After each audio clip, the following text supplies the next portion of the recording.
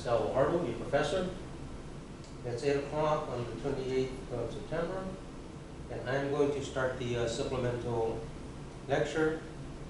And as I mentioned during the last lecture, that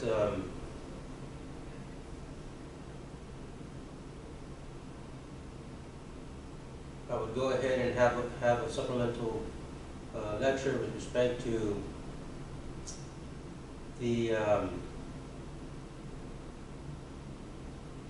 different types of assessments. And if you notice that I'm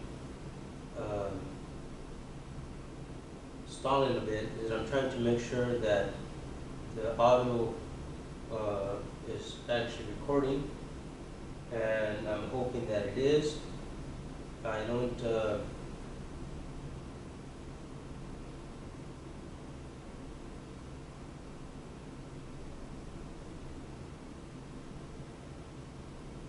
see that the volume is actually captured here. It shouldn't. So I'm hoping that it is recording. Again, I'm hoping that it is. All right, so again, so now I have the volume going. So this is your professor, and the audio is working, and so is the video. And I will stop periodically to make sure that the camera is still recording the lecture, and I will go ahead and proceed. Again, I'm going to post these on the video will be posted on the NPO channel, and the audio, once it is completed, I'll go ahead and upload it. I'll also send it to you, so you'll have both. Again, and this is a supplemental lecture to last week on the different assessments. I said I would give you, I will expand on that section. And again, there are different types of assessments based on the different types of questions that are being asked with respect to assessing programs and services. As you can see on the screen, this is a supplemental lecture.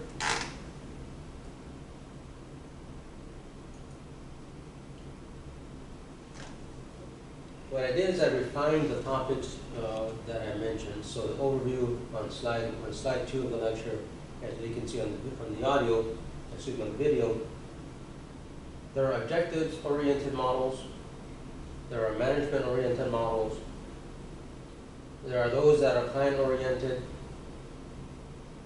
there are expertise-oriented assessment models, participant-oriented models, which are slightly different than the client-oriented models, and then there's the process-oriented models.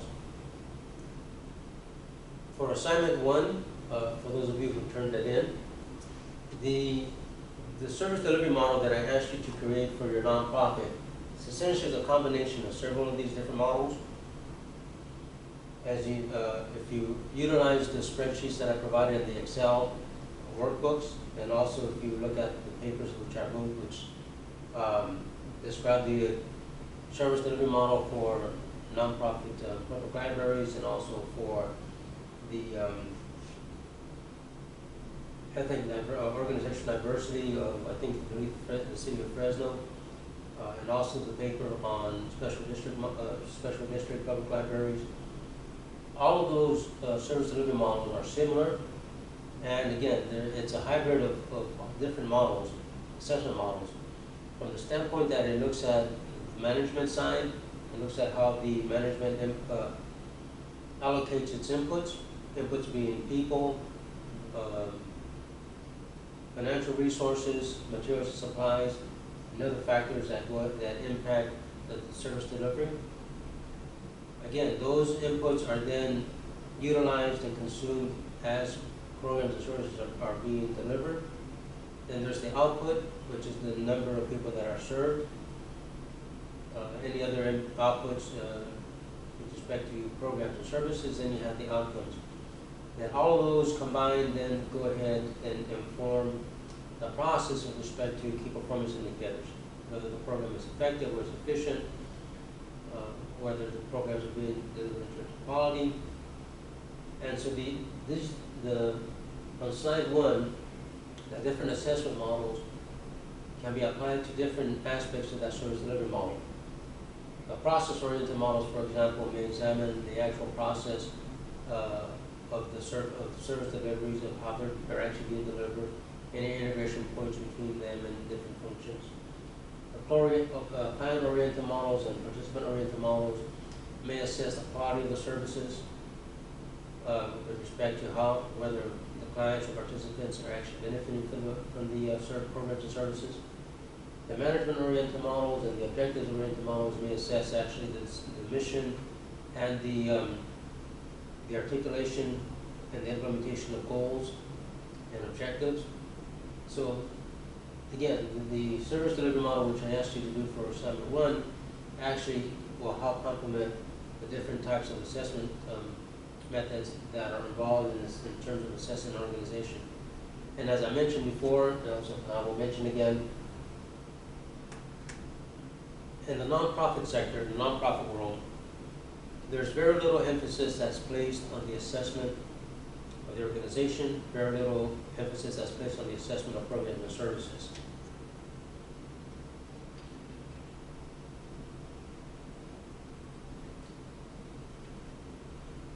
Because that tends to be the norm,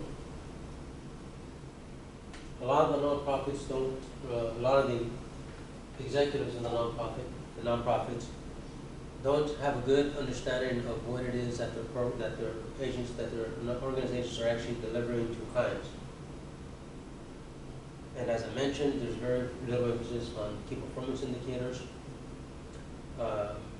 Most of the executive directors are more interested in fundraising and making sure that there's sufficient revenue. However, if you're a manager, if you're a program manager, if you're a vice president, then you have to make sure that those revenues are being utilized effectively and efficiently to provide services. Again, back to slide number 2. I'm going to go ahead and be a little bit more thorough on these different types of assessments that are used to assess programs and services. So on slide number 3, there's a spectrum in terms of the utility of the different types of assessments. Some of them are utilitarian, as you can see on the slide. There's a scale.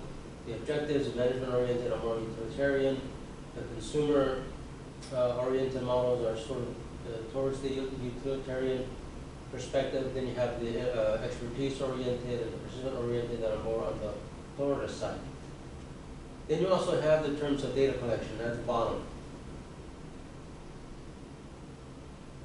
I tend to favor more the data collection, more the objective side, as opposed to the more subjective side.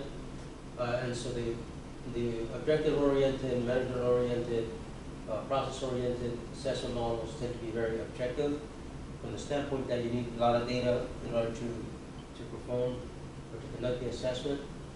The participant-oriented assessment models tend to be more subjective because they're based on individuals' perception of the program, the questions that are being asked, and the information that's being collected. So there's not very, the data that's collected seems to be more on what the participants believe is occurring, as opposed to the other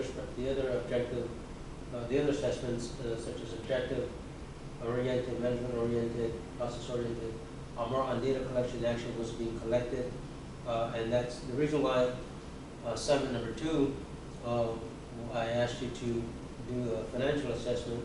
It's actually to get a better understanding of the data, what data is available, and how to use the data to arrive at key performance indicators that assess how well the organization is performing in terms of its financial position.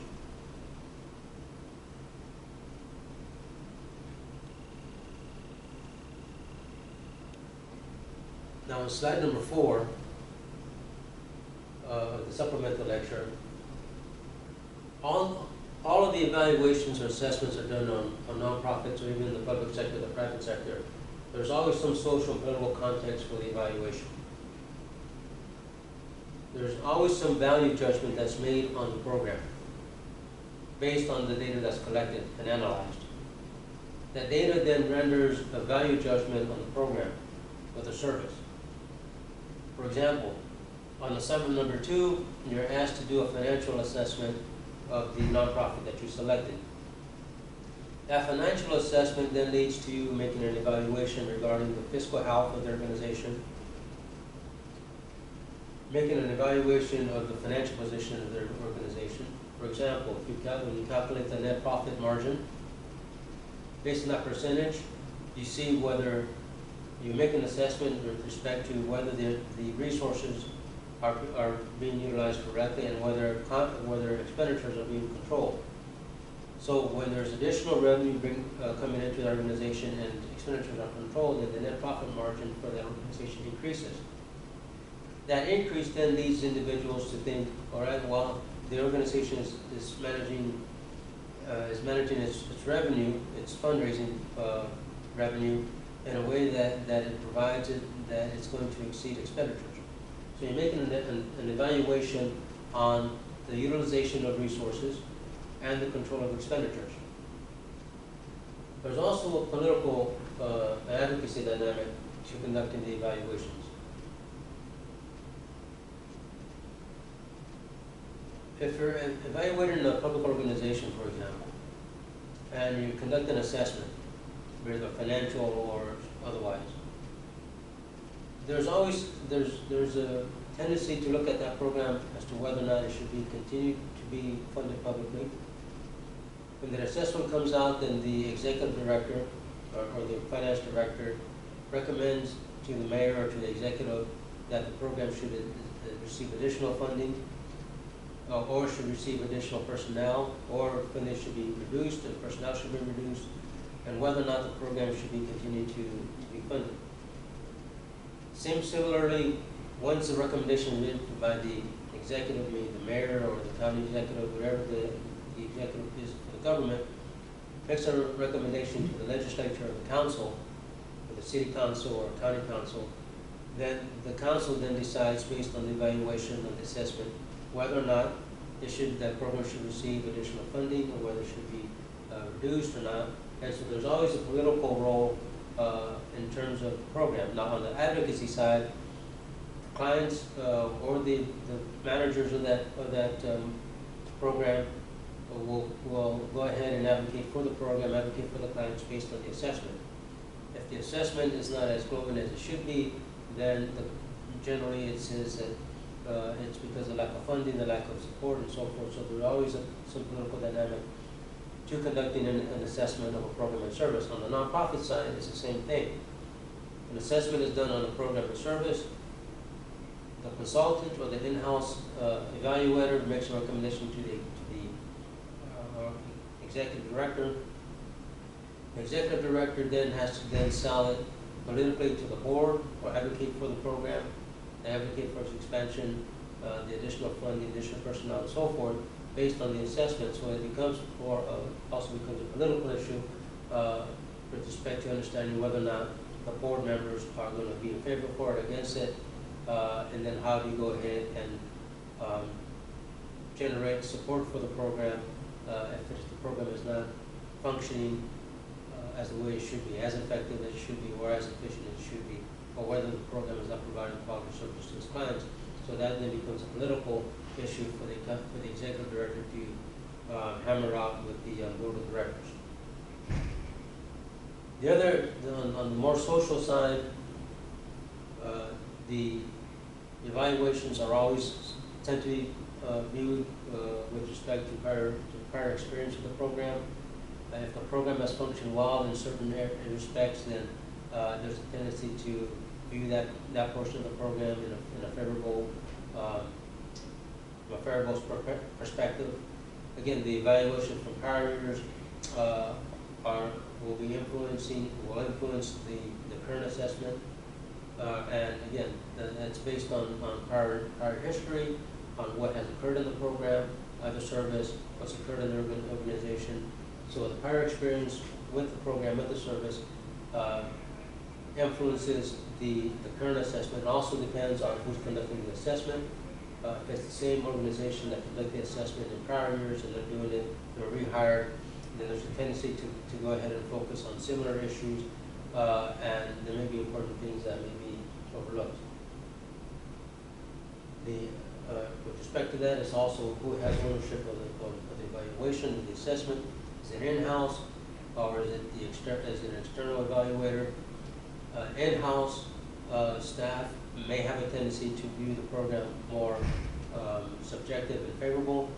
An outside consultant may be more critical, and also may expand the scope of the assessment to include other issues. So again, who has ownership of the assessment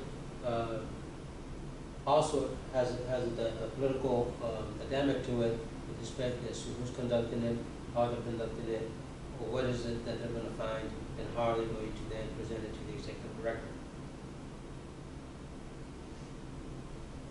On the social side, again, the knowledge and expertise of the assessors, of the evaluators is important. The more expertise the individual has with respect to undertaking the assessment, the more thorough the assessment will be, and the more thorough with respect to analyzing the different components of the assessment. But this also means that there's probably a greater likelihood or a greater probability that more deficiencies will be found.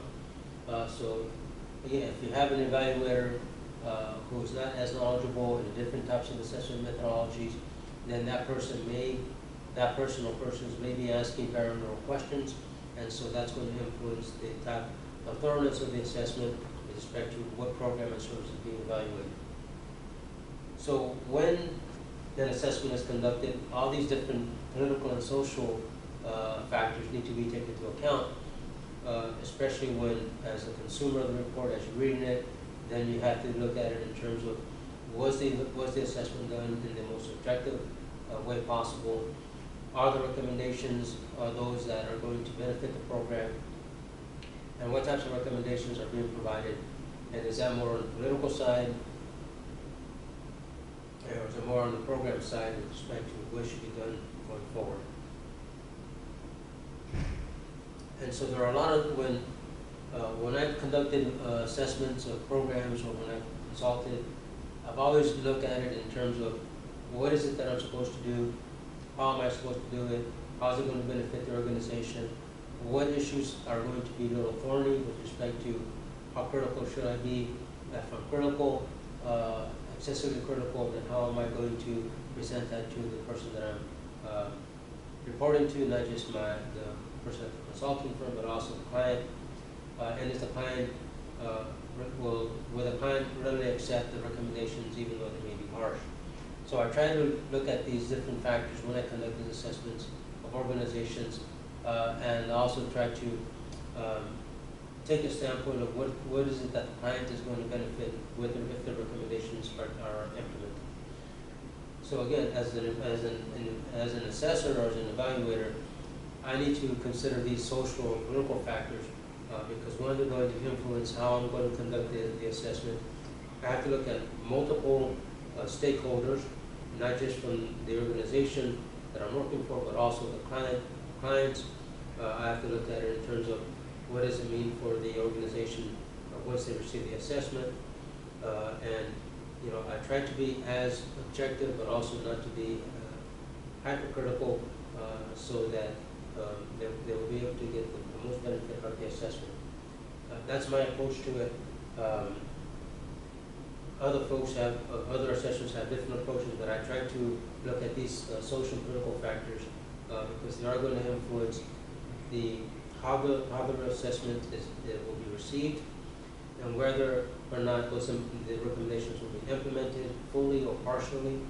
But I'm also looking at in terms of what does it mean for the persons receiving the programs and services, because ultimately it means, does the program function effectively and efficiently, and does it provide the services and programs that the clients need? Also take into account that there's a mission that the organization needs to accomplish, and so what is the best way for that organization to accomplish this mission, given that its programs may not be as effective and as efficient as they should be.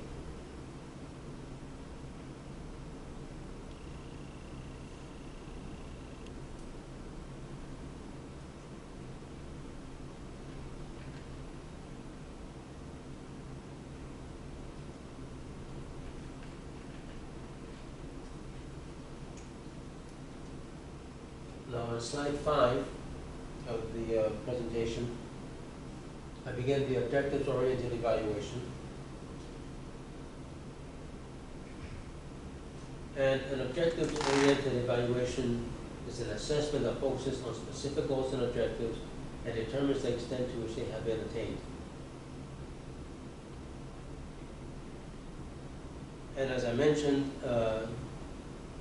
earlier, and as I mentioned in previous lectures, the reason for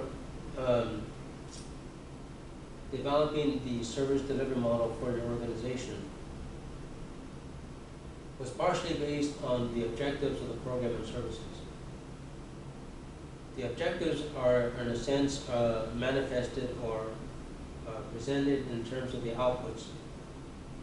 So the objective may be to employ individuals, maybe to give them educational services, maybe to provide health services to them, maybe provide nutritional services to them. Those outputs are reflected in the goals and objectives of the organization, but also in terms of the mission. So the question becomes, did the organization, did the program and service actually accomplish what it was supposed to accomplish in terms of the goals and objectives? And those are measured by the outputs and also measured by key performance indicators in terms of effectiveness. What was the percent of the total population that was served?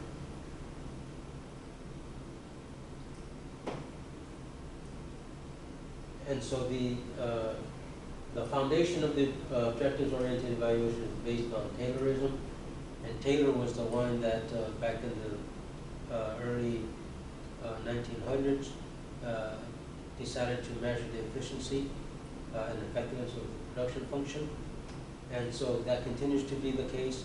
That's the heritage that we have in terms of key performance indicators.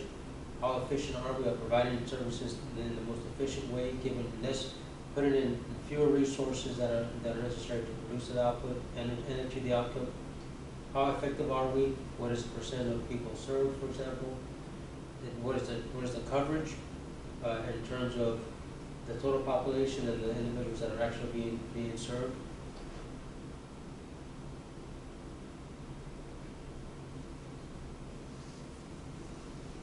On slide number 6, I begin the Taylor-based evaluations or assessments.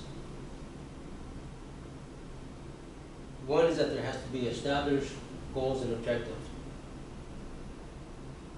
In many of the instances, most nonprofits, and even in the public sector, and even in the private sector, goals and objectives are not stated specifically.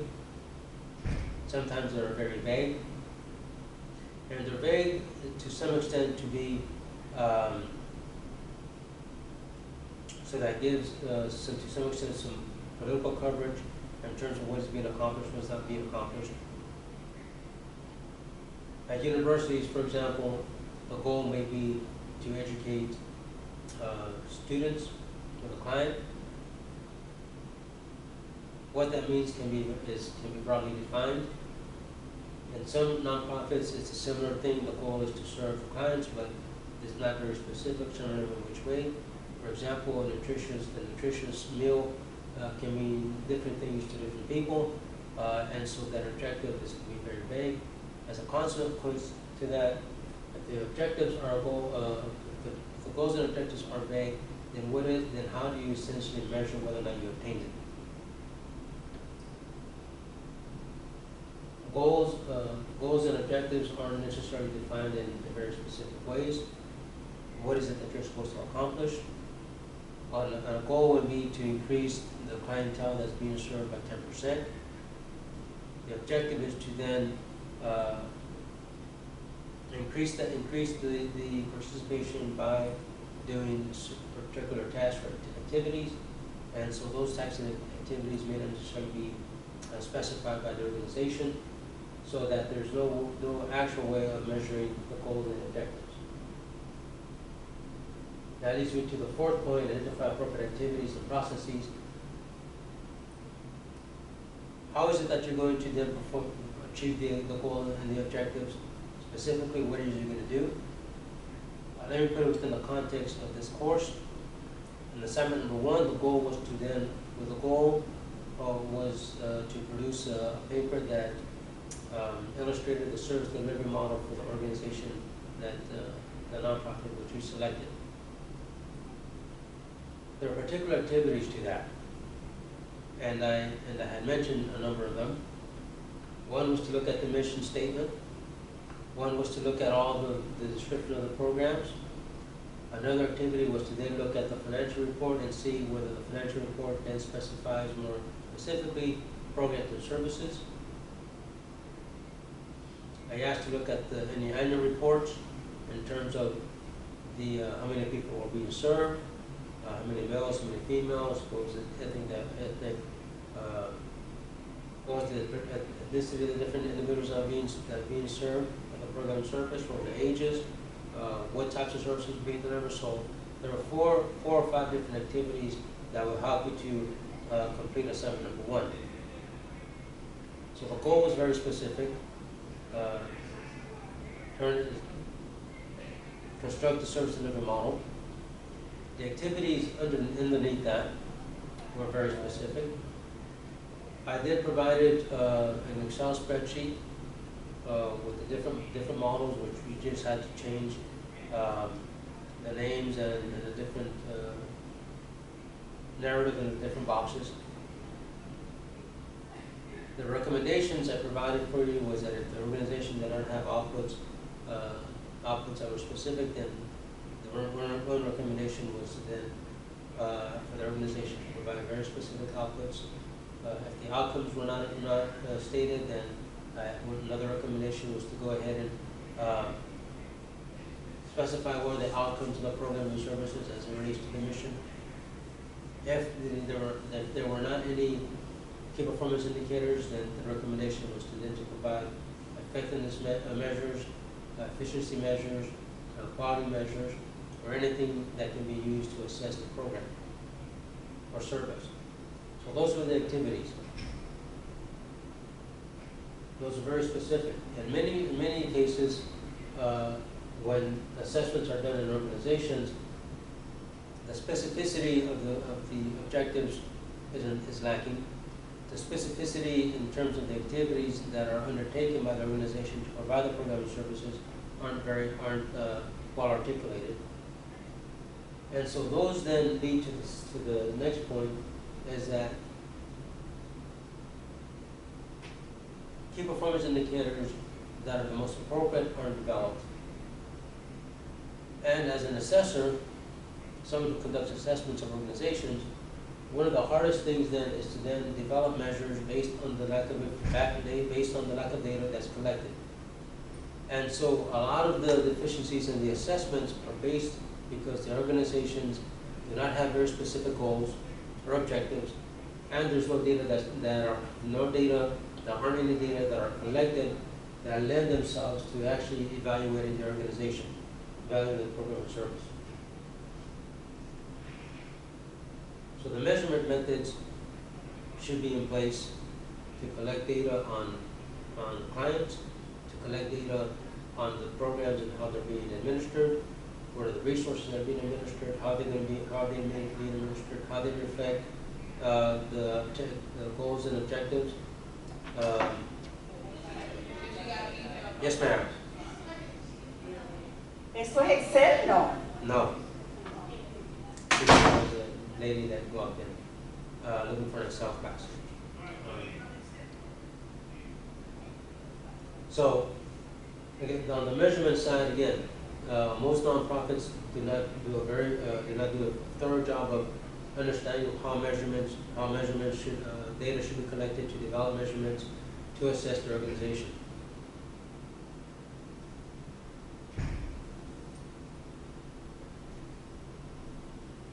The tailor-based evaluations are driven by data, and so data collection is very important.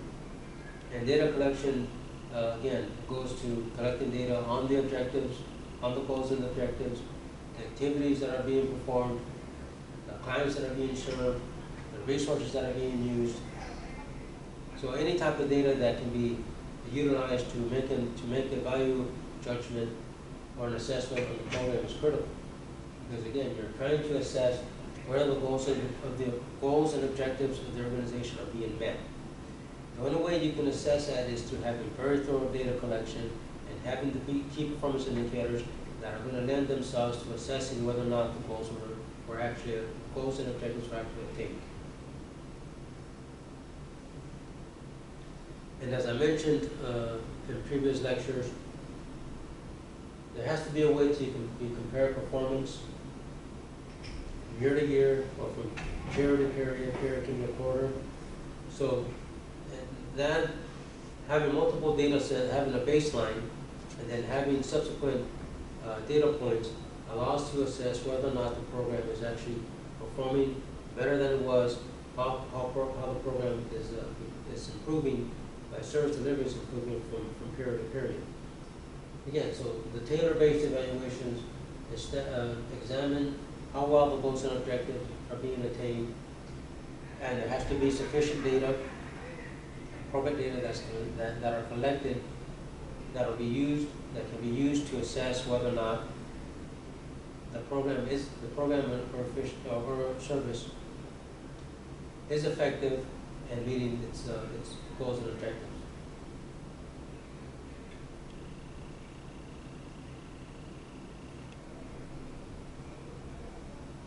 There are on slide number 7 for the objectives-oriented evaluations. There are a number of ways, a number of methods that can be used for assessing whether or not goals and objectives are actually being accomplished.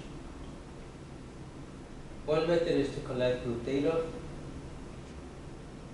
Again, you have to get multiple individuals to do this, not just the program manager, but also the individuals that are actually performing the service. And then you should also get data from the individuals that are receiving the service. You get multiple points of multiple data sources and data points for multiple individuals, and that'll give you some data, if not all the data, that'll allow you to assess whether or not the goals and objectives of the program or service are actually being accomplished. Another form is to then develop focus groups.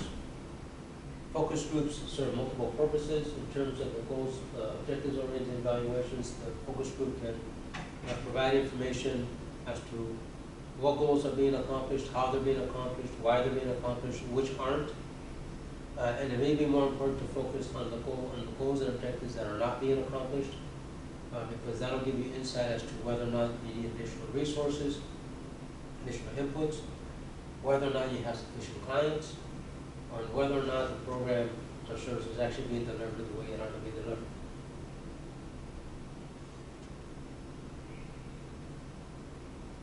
There's another process, conducting hearings.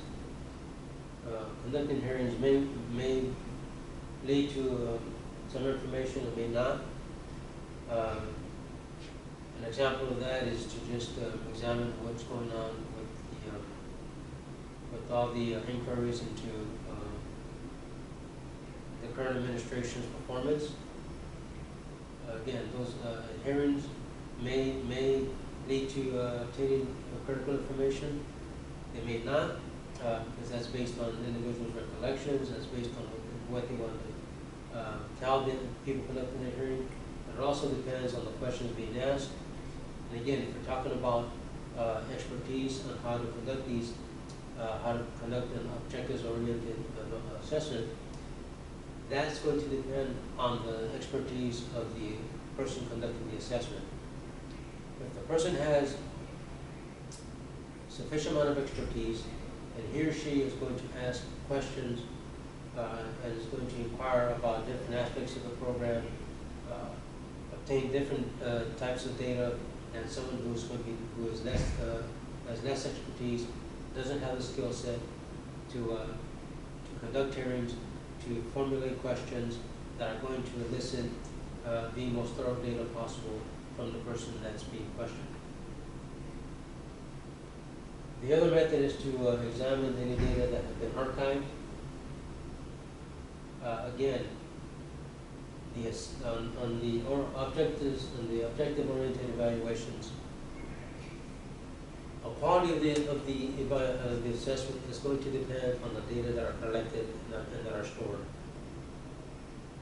If data collection is insufficient, meaning there aren't sufficient measures to assess outputs, if there aren't sufficient measures to assess the outcome, if there aren't any key performance indicators that are relevant to the goals and objectives that are being examined, then the archival data is not going to be good. The assessment is not going to be thorough. The assessment is not going to accomplish what it's supposed to accomplish, and that is to assess whether or not goals and objectives are actually being met. And as I mentioned before, and I'll stress again, in most nonprofits, there is a lack of emphasis on data collection. When data are collected, sometimes that data is not collected consistently from period to period.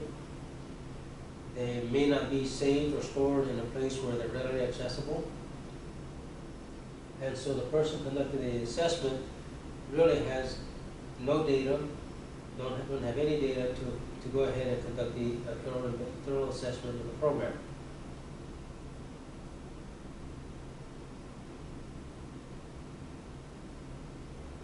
And as I'm going to mention again, having sufficient data on programs and services is critical for making very thorough assessments of whether or not the program is effective, whether or not the program and service is sufficient, and whether or not the program and service provides quality service to clients.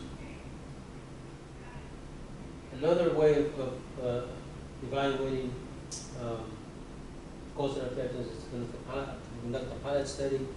But again, the pilot study may present issues. The pilot study is very narrow, and they want to focus on one goal and objectives, and you're just going to collect data for one goal and one objective as to having a pilot study that covers multiple goals and objectives, a pilot study that's more comprehensive in nature. So going back to, for example, the Covenant House, if you look at the Covenant House, there may be one program in Fort Lauderdale that's implemented specifically for Fort Lauderdale, which is not replicated in the Orlando office. So if you conduct a study just for the Fort Lauderdale office, that may or may not be sufficient to go ahead and implement a program in Orlando, but it also may not be sufficient to assess whether or not the goals and objectives of the program and service in question are being actually met. Because the pilot study in the Fort Lauderdale office may be very small, and again, it may focus on one particular goal or sets of objectives, and not look at all goals that are directly related to the program and service, and all the objectives that should be met by the program and service in question.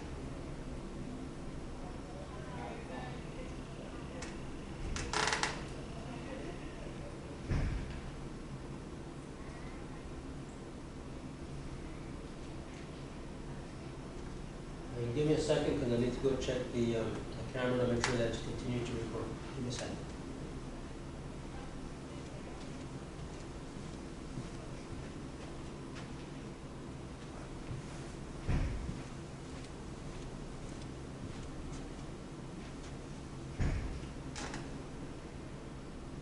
Okay, the camera's still recording, so at least we have a video of the slides.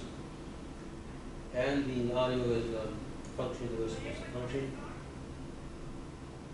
So far we're doing well. Hopefully there aren't any power outages. Now on slide number 8 of the lecture, still under the objectives-oriented evaluations, there's a Michael paradigm. And again, this paradigm assesses, yes ma'am. Sorry. Oh, sorry, Emily? All right. That's recording, so you're probably better off going around. Sorry about that. So the Michael paradigm assesses the objectives-oriented, assesses the objectives of a program. There are several differs differently than the Taylor oriented method. And this program assessment model, or the assessment Michael model, involves stakeholders. And stakeholders again include the individuals in the program, managers, and people that actually deliver the services. It also includes the clients, individuals that are any individual that has a stake in the program service. They are involved. Again, that is to get clarification on the goals and objectives of the program, whether or not they're being met. They also formulate the goals and objectives for the program and service, to make sure that the goals and objectives are consistent with the mission, they're consistent with the program and services that are being delivered, and consistent with expectations from clients. You notice that on point number 3, they actually construct measurement instruments. This is prior to the program being rolled out or during the program or service as is being implemented. Those measurements are, again, focused on outputs, focused on outcomes, focused on effectiveness and efficiency, any type of measure that is going to be useful to assessing whether or not goals and objectives are actually being accomplished. Once the measurement instruments are established, then they conduct the observations. Conducting the observations may be gathering the data, reporting on the data, or it also may be on-site evaluations or observations to make sure that the program and services are actually being delivered as they were intended to be delivered. Once all that data is collected, then they analyze it and interpret the data. The data are illustrate whether or not the program is effective, whether or not the program is efficient, whether or not the program is providing quality services with respect to the context of goals and objectives that are supposed to be met by the program. They also look at the outputs and the outcomes of the program to make sure that they are consistent with the goals and objectives that are supposed to be met in the service delivery. Based on all of that, then they go ahead and provide recommendations for ensuring that the program and services go ahead and meet the goals and objectives of the program in question. Again, they may be focusing on particular goals and particular objectives. If the objectives are out of sync with the goals, then the one recommendation is to go ahead and make the objectives consistent with the goals, so that the goals and objectives are met, but also that they are consistent with the mission. Again, for assignment number 1, the reason why I asked you to develop a service delivery model was to then go ahead, based on the service delivery model, to get a sense of what different measures were supposed to be collected in terms of outputs, in terms of outcomes, and in terms of effectiveness and efficiency measures. And again, this is to assess, to some extent, the goals and objectives of the program service, the program services of the nonprofit which you selected.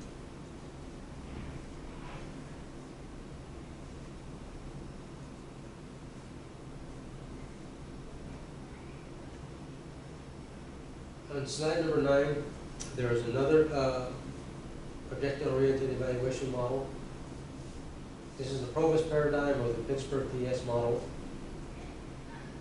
You notice that it's similar to the 2 previous models. There's a goals and objective definition. And again, let me stress that in a lot of nonprofits, the goals and objective statements aren't specific and aren't very well defined. As a consequence, most programs and services are being delivered in a very vague and unsystematic way, and so that services and programs and services that are delivered to clients may not be done in a way that is most beneficial to the clients, because the goals and objectives aren't specified as the way they should be, or in other words, they tend to be vague.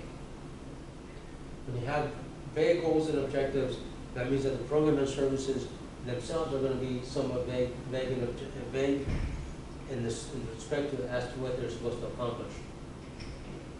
So the Pittsburgh PS model, similar to the Taylor model and the Bethesda model that I just went over, requires that goals and objectives be properly defined. Once they are properly defined, then there's an actual implementation of the program and service. Now, the implementation of the program and service presents issues. One is that implementation needs to be done in a way that is consistent with the mission. The implementation of the program and service also means that there's going to be sufficient revenue or inputs. That includes revenue, staff, materials and supplies. That also presupposes that all the program and services that are going to be implemented also have very specific activities that are going to make itself, the activities themselves are going to lend to the proper implementation of the program and service so that the outputs and outcomes that are anticipated are actually going to be met. So once the implementation occurs, you assess whether or not the goals and objectives are actually being met.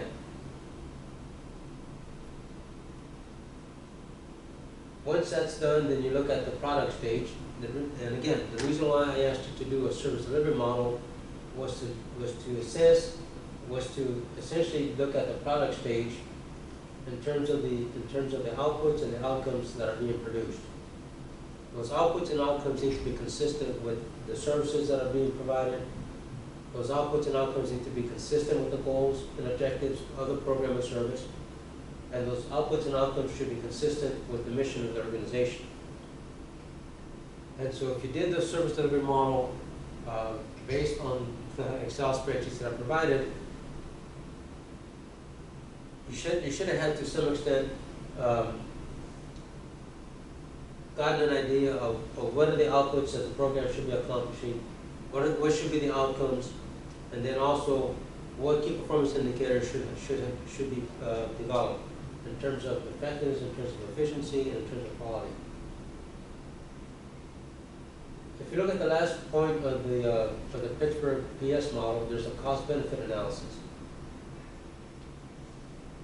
Now, in order to conduct the cost-benefit analysis, you need all the data that is related to costs, fixed costs, variable costs, and in many cases, like I've stated throughout the lectures, most nonprofits do not collect very thorough data. Very few of them understand what are fixed costs, what are variable costs. Very few of them understand what are the actual benefits that are going to be provided by the program and service. And so undertaking a cost-benefit analysis becomes a very difficult task for nonprofits, but also for individuals who work in public organizations. And again, a lot of it is because very thorough data are not collected. As a consequence, understanding what is the benefits being provided at what cost becomes is in many respects unattainable, and in many respects becomes a very hard and difficult task for most nonprofits. One, again, the data aren't collected, but also the executive directors and the staff of the nonprofit do not have the skill set in order to conduct a reliable and valid cost-benefit analysis of the program and services with respect to the goals and objectives of the program and service in question.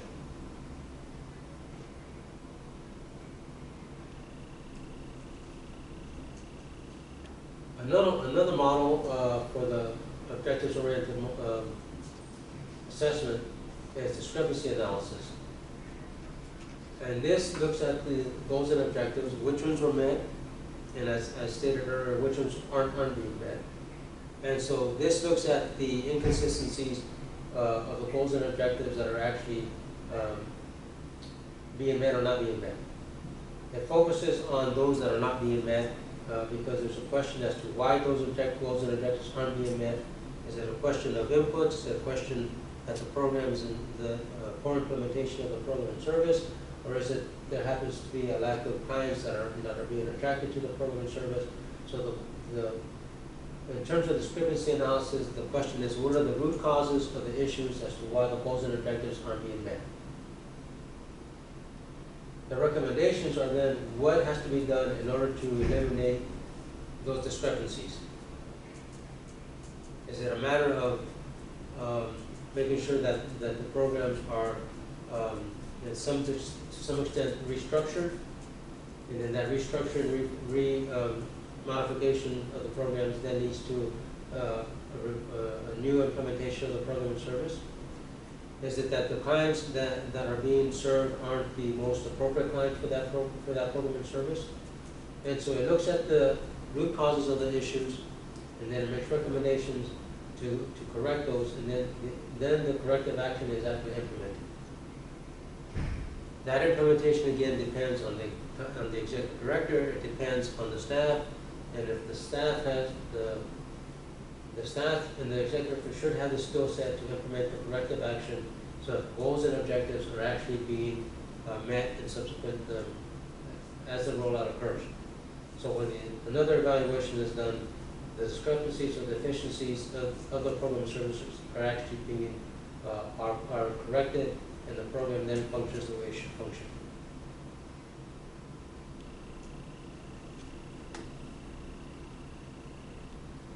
Amy, any questions? I do, but I just need to sort of like understand where we are. Okay. So, in the previous lecture, I had mentioned that there were a number of assessment models to assess the objective, goals and objectives. And so what I did, rather than just having a very general blanket statement about what they're supposed to do, what I decided to do was to have more of a thorough discussion of each model. Because each model, although they assess goals and objectives, each model has a different little bend to it. And so, if we go back to assignment number 1, the service delivery model that I asked for you guys to produce. The first box is the governance, the board of directors. The second box is the actual executive director. The executive director is responsible for getting all the financial resources, all the staff, all the materials and supplies that are necessary for the program and services that are supposed to be delivered. Those program and services are, to some extent, should be based on the mission of the organization, right? So if you have a particular mission to educate, for example, clients, the programs themselves should be programs that go ahead and provide the educational services to the clients.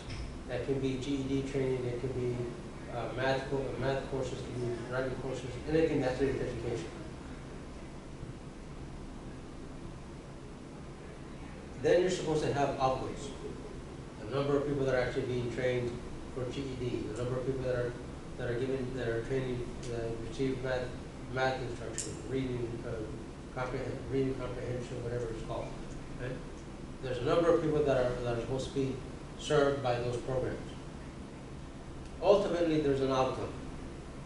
Then people receive the actual educational programs for them to be self-sufficient, to get employment and so forth. These different models that look at objectives essentially assess whether or not the goals and objectives of that program are actually met. Okay. If they weren't met, then the question is, why weren't they met? Is it because we misspecified the goals and objectives? Is it because we misspecified the target population so that we're providing services to individuals that don't need the services? Or if they need services, are the appropriate services being provided to them? The other question can be, do we have the sufficient resources, meaning money, people, supplies, to provide the educational services that these individuals need? In order to assess all of that, you need to have key performance indicators. Effectiveness. What percentage of the population will actually be served? What percentage of the population actually got their GED? What percentage of the population satisfactorily passed their math quizzes, exam? What percentage of the population passed the reading comprehension component? Right? Did their scores actually increase from one period to the next period? Those are effectiveness measures.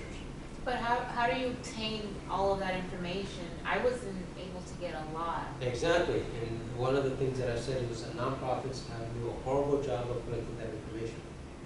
So for the service delivery models, then the recommendations should be that the organization needs to start collecting more thorough data to actually assess whether or not the programs are actually being served. Okay. Whether or not the programs are actually being delivered the way they ought to be delivered, And if they're not being delivered the way they should be delivered, then one, the mission isn't being accomplished, the goals of the program and services aren't being accomplished, because there's no way to actually assess them. Right? And so today's discussion is providing different types of ways to assess the goals and objectives of a program and service. And I'm going to stress again, the reason why the assignment number 1 is difficult is one, because the information that's provided on the websites for most of the organizations is not very good. And that's to be kind. They have mission statements that are vague. They don't have clearly defined goals and objectives. The data that they collect is not very useful. On the financial reporting side, the financial reports in many cases are insufficient. Or outdated. Yes, and so when you start developing the service delivery models, you basically have to base it on what you think should be the case. And so assignment number 1 was very difficult for all of you. Part of the problem for me was I initially chose one organization, and I just felt maybe it's just this organization that didn't have much information for me to refer to. So then I moved on to another one, and I had to start all over from scratch, and I ran into the same problem. So I started to work on a third one, and then I was like, forget it. Let me just go back to the second one where I did have at least a little more than the third one.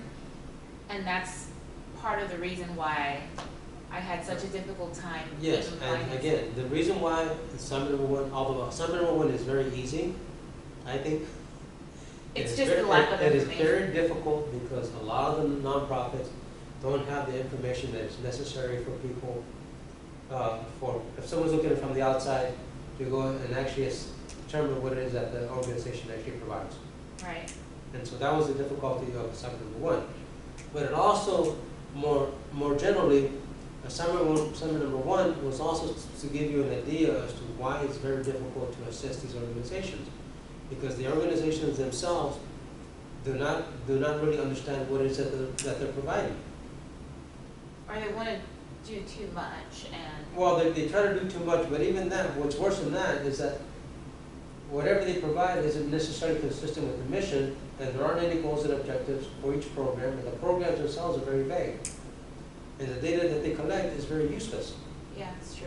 And so when you're trying to actually determine what it is that they're supposed to do, it's very difficult because the data isn't around.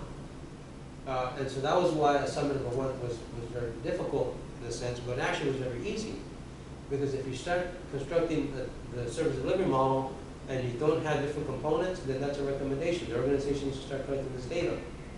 So some of you made it more difficult than what it should have been. But again, that's part of the problem is that the organizations themselves, again, if you're looking at from the standpoint of objectives, goals and objectives, and the mission, the organizations themselves do not understand what it is, how these things are linked, and how the program and services are supposed to be the articulation, the implementation of the mission. They're supposed to be the implementation, articulation of the goals and objectives. Then the question is, how do you know that you're meeting the goals and objectives if you don't collect the data that's necessary to assess that? So with assignment number 2, are we still referring to these models? No, assignment number 2 then looks at the outdated financial information that you have. Okay. Yes, and so again, there are several, when you're looking at nonprofits, and I had this discussion with somebody yesterday. Most nonprofits, and the executive director in particular, all they care about is increasing revenue. Because that's what they're measured on. How much revenue did you bring? When you make it all about revenue, and you ignore how well services are being provided, you're ignoring the most critical component of the organization is the client being served. If the client is not being served very well by the program and services, that means the mission of the organization is not being met. It also means that you don't know whether the program is effective and efficient and provides quality services because you never get any measures to tell you that you're doing a good job or a bad job. Because all the emphasis is based on how much revenue did you bring. And managing nonprofits is more than just raising revenue. Managing nonprofits means how is the revenue being allocated? Do you recruit the individuals that you need in order to provide the service? How is the program and service actually being implemented? Is the implementation consistent with the goals and objectives? Is it consistent with the mission? And that's just that part. Then you have the client side. Who are the clients that you serve? Why are you serving them? What population is being underserved, if any? What is the ethnicity of the clients? Because if you look at because there's cultural differences based on different ethnicities, there are people from different ethnicities may have greater needs than some other ones. If you look at their age, younger folks may have higher needs than some of the older folks. If you look at gender, right, the needs of women are definitely way different than it is the needs of men. And so you have all these things that are related to the clients that aren't being assessed, and so you don't know whether the program is actually meeting the needs of the clients, and whether those clients are actually changing over time. And that's not even getting to the outcome. So how do you know whether or not your outcome is being met? And if your mission is to help to make people self-sufficient, how do you know people are becoming self-sufficient if you don't collect the data? So the management of a nonprofit and the program and services go beyond just the revenue side. It's actually understanding how the programs are implemented. Is that implementation the most appropriate way the program is supposed to be implemented? Is the program being administered the way it should have been administered? And then are the clients actually being served? The clients that were supposed to be served, are they actually being served? So how do you interpret the numbers into that in the financial? On the financial side, it just looks at whether or not. On the financial side, it just looks at whether or not the costs are being contained, and whether or not there's sufficient revenue to actually make sure that the programs are adequately funded. Right. Okay. Because if you don't look at the financial side, you can go belly up, and there's nonprofits that actually fold because they don't collect sufficient revenue. There's actually nonprofits that become extinct because the program and services that they deliver aren't self-sufficient, and they're not sustainable, and they don't provide the services that the clients need. And so there's multiple reasons why looking at the financial side is important for nonprofits. The primary reason for doing that is whether or not it is sustainable. Can you control expenditures while actually making sure that the programs are effective and efficient, making sure that the proper clientele is being served, and whether or not you're going to survive from year to year. The financial position is important from that standpoint. It also provides you information as to whether or not the organization can expand its program and services if it wants to expand them. If you don't have the financial capability or capacity to do it, then why do it? Because you're going to do more harm to the organization.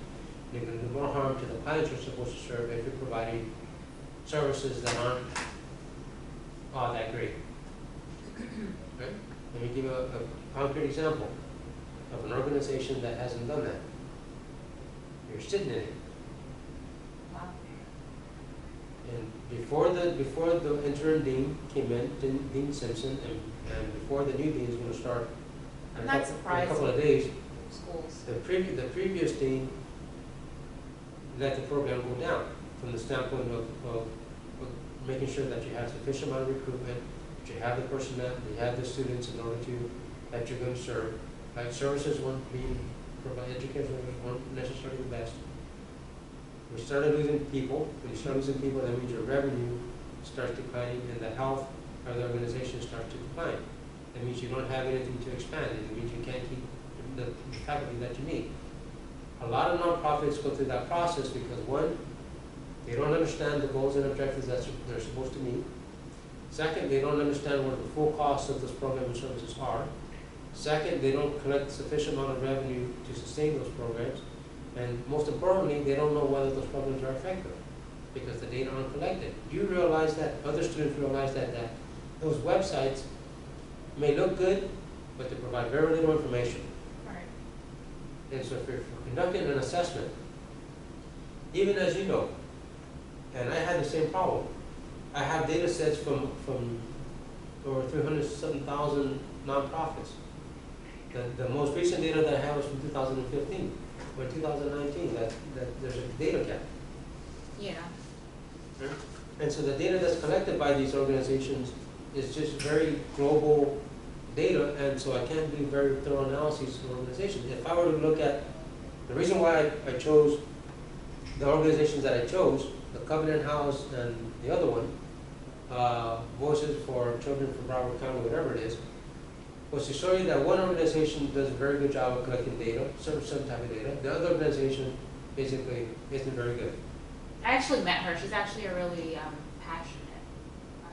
A very passionate person, but when you look at the actual implementation of the program, you have to, okay, very passionate, but do these programs actually meet what they're supposed to meet, they're supposed to accomplish?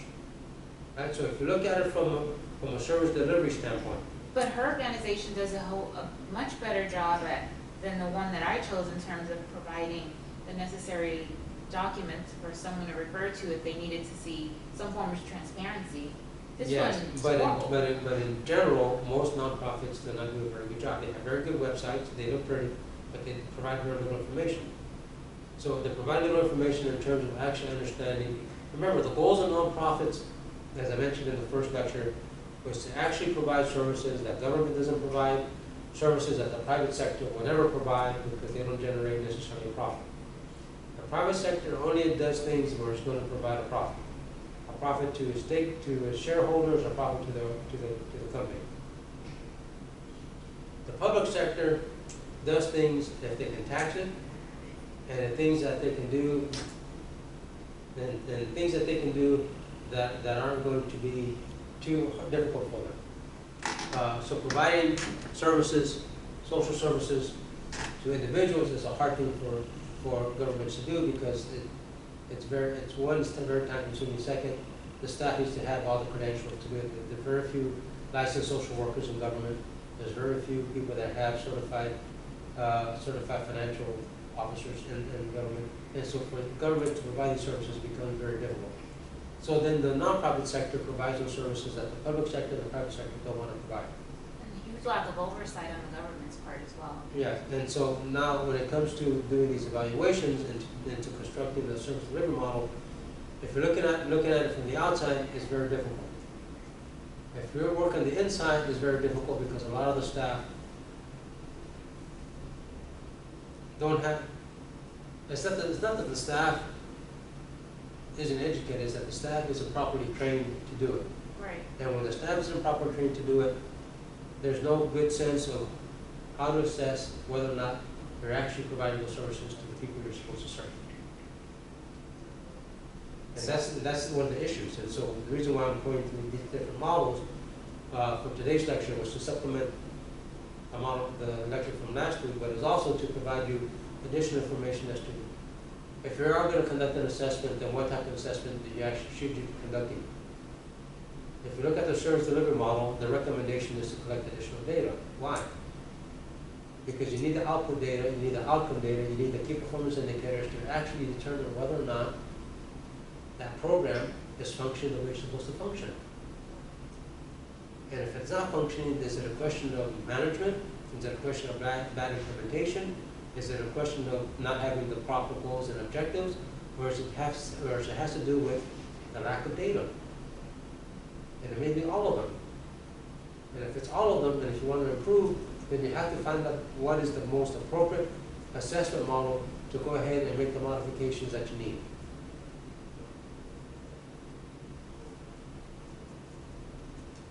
Okay. Yeah, so in this class, for this nonprofit class, Introduction to Nonprofits, I'm trying to expose you to all the different issues that you're going to encounter working at a nonprofit. If you are just starting at a nonprofit, you're most likely going to be involved in the actual delivery of the program service, not in the management side. As you progress in that nonprofit or progress in the nonprofit sector, once you become a more senior person, then you're exposed to other things. Not just the income, not just the delivery of the service, but you may be involved in case management, and so you're exposed to other things. As you career, then as you advance in your career, your nonprofit career, within the organization or outside of it, you should be acquiring different skills, additional skills that are going to make you a very good manager. It's not just telling people what to do. It's understanding how those resources that you're getting or not getting actually help you to do your job. If they're not helping you to do the job, then you have to find a way to articulate that to the executive, saying, the resources that I have, the people that I have, isn't sufficient to provide this service. You don't, and then if you are providing that service, then are the clients that you're actually serving the most appropriate clients for that program. So this course, I purposely set up this course the way I did to expose you to a lot of things that you may be exposed to later on in your career and how to then address them. Most executive directors do not have a very good sense of how the programs actually function. A lot of those executive directors don't actually have a very good clue as to what it is that the actual people delivering the services actually do. The reason for that is that they spend a lot of time doing fundraising and doing other things without really understanding what actually happens. And that I know from firsthand because I know a lot of executives. And some of them grow up, some of them are promoted very quickly because there's a lot of turnover. But that in itself means that the person is not capable of actually understanding the total magnitude of what it is to manage an organization. Experience. Not just experience, but also having the understanding of what it is that you know, and more importantly, what you don't know. And it's what you don't know that's going to actually hurt. So you got to find out people that don't know how to do it, so that they can help out the organization and help the executive director and the managers. So on slide number 11 is a different model and objectives. Is the Hammond paradigm model. This model, let me put it within the context of the first assignment, service delivery model. This model is a three-dimensional model, meaning that it's more comprehensive and more labor-intensive than the other models. You need to understand the needs of the clients. What is it that they actually need? What does the population need? Remember, the nonprofits were established to meet a need. How well the nonprofit meets its mission depends on how specific those needs are actually defined. So when you talk about the Covenant House, providing housing, what does actually providing housing mean? Is it transitional housing? Is it permanent housing? Is it a combination of the two? And what types of housing needs do the clients actually need? If we're talking about young kids, they have different housing needs than older kids. So is the Covenant House meeting all the needs of the different clients that it has based on age, based on gender, based on ethnicity, and the other socioeconomic variables that are attached to those clients. The program, if it's going to meet the needs, has to be comprehensive to meet all the needs. Health needs as well. All of that stuff is tied. So it's not just housing needs. So if you look at the voices of children of Broward County, those abused kids have multiple needs. They have health needs. Well, health can be physical, it can be medical, it can be social, it can be emotional, psychological. And if the Voices of Broward County does not understand those needs, then it's not going to meet its mission. Providing guardians is one component. But if those guardians aren't trained in understanding the child in a more comprehensive way, then how do you make sure that the abused and neglected child is actually having his or her needs actually met? You don't, because the needs themselves are not very well specified. So when you do a goals and objective assessment in terms of needs, you may not meet the mission of the goals and objectives of the program because the needs themselves are very vague to the organization. And the kids that are being served, they may not be actually asked specifically what needs do they have because they can't articulate those needs. And again, this goes back to how you manage the organization. fundraising is only one component. But if you want to make an impact on people and their clients, you have to understand their needs specifically and how the organization, how the program actually meet those needs. And if it's not meeting those needs, why isn't it meeting those needs? Okay. So going to the second point, as I just said, you need to understand the socioeconomic characteristics of the population. It goes beyond just ethnicity, it goes beyond age, it goes beyond gender.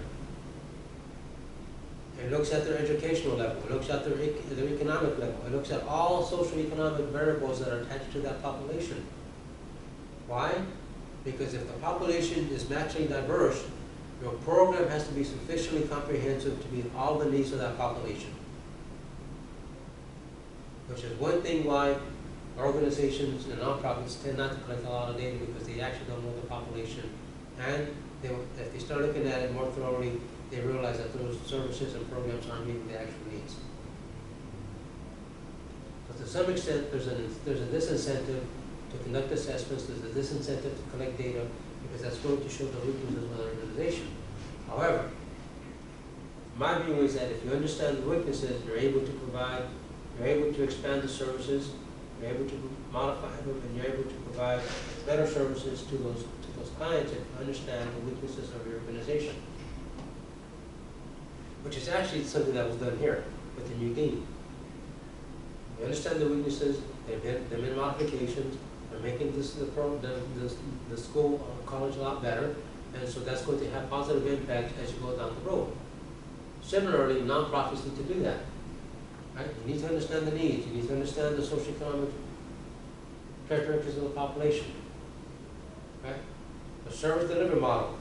Right? You have to understand the services and mechanisms of how those programs are actually being delivered. I would think it's easier to measure that in a school than it would be for a program like Voices for children. Actually, it may be easier for Voices of Children for Broward to do that because it's very centralized and the mission is very narrow, as opposed to this college which has multiple programs. And so, for example, the accounting department has its own mission in terms of providing accounting services to and so forth. They may not necessarily talk to the financial management component, but they're both related. And if you're talking about marketing and sales, well, that depends on all these other aspects of the program. And so it becomes more convoluted in the sense of what it is that they're supposed to do. Whereas as opposed to look at Voices is geared to doing what? It's my understanding that Voices is there to not, it's to provide services to the children, the marginalized children. Children that are abused and neglected and abandoned. Right, but not to replace anything, but just to provide additional services. Yes. That's it. But yeah, but in order to provide additional services, you have to do what? Understand what their needs are. Right. And if you're stating that you're going to meet the social needs of the services of the kids, you're going to meet the nutrition, the health of the kids, and so forth, then you have to actually understand what it is that you're doing and what is it that their needs are. So, but the point is not that they're not doing a good job. The point is that in order to really understand how it is, if you're going to develop a service delivery model for that organization, which I try to do, you need to all the data needs to be there. That's essential. And when the data is not there, then it's very difficult to understand what it is that they're actually doing. Yeah. Right, and that goes to the three organizations that you looked at. Mm-hmm. It goes to all the organizations that other people looked at. That information is not there, so you basically have to guess. Unless right. you have an inside connection where you can actually talk to someone, it makes it very difficult. Yes. But that's also the challenge that people face within the organization.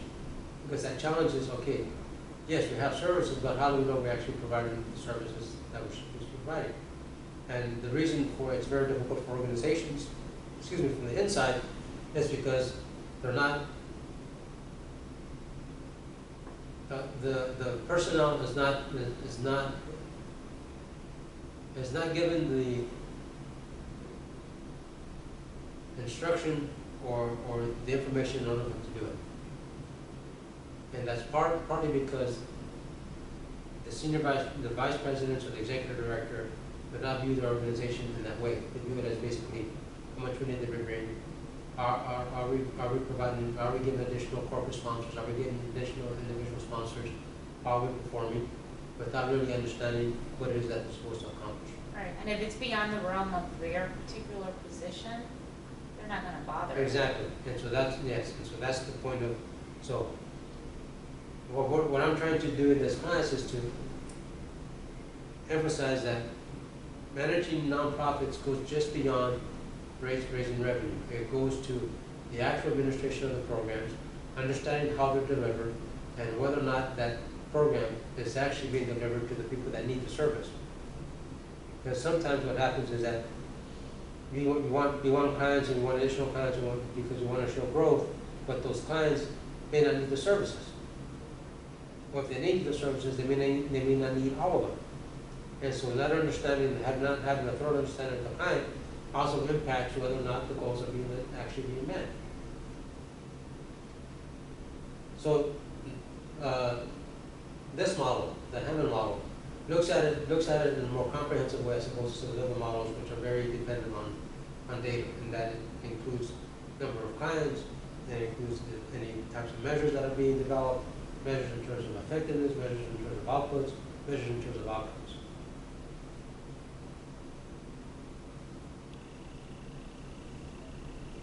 Okay. Now here are the limitations, which some of you encountered in your first assignment. Goals and objectives may be ambiguous. The organization may not actually provide very specific goals and objectives as to what it is it's going to accomplish. Those goals and objectives may not be necessarily tied to the mission. And those goals and objectives may not necessarily tie directly to the program and services being delivered. That is a big problem when conducting assessments. The second problem is outcomes. All of you may have encountered this. Outcomes of the programs aren't specified. So what is it that you're supposed to accomplish? And how are you measuring them? That goes for the Covenant House, that goes for the Voices for Children of Broward County. Outcomes aren't specified, and so when the outcomes aren't specified, you don't know whether the goals and objectives are actually being met.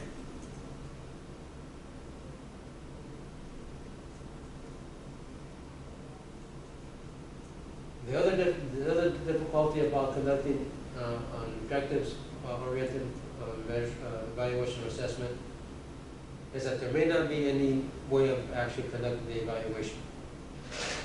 Some of you encounter that all of you encounter that for assignment number 1. All the information that you need for a service delivery model isn't there. If that isn't there, then how do you go ahead and conduct an assessment when the data that's supposed to be there isn't there? Because again, when you look at objectives, you're trying to find out whether the goals and objectives are actually being met. You need data to do that. If an agency doesn't collect the data, you can't do it. You can't even develop a service delivery model because all the components of the service delivery model aren't presented in those websites. And the financial statements may not have the data broken up by program. And so all the programs that are listed in the mission or in the goals and objectives may not be actually reflected in the website or in the actual financial reports.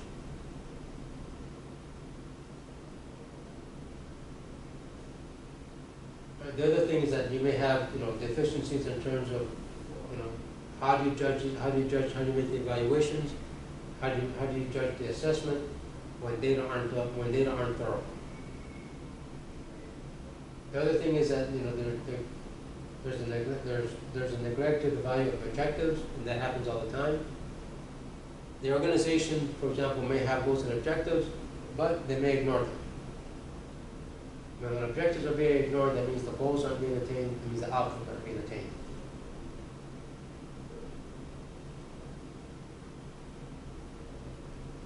And again, as I mentioned, outcomes, if they're ignored, then you don't know if the mission is being actually met.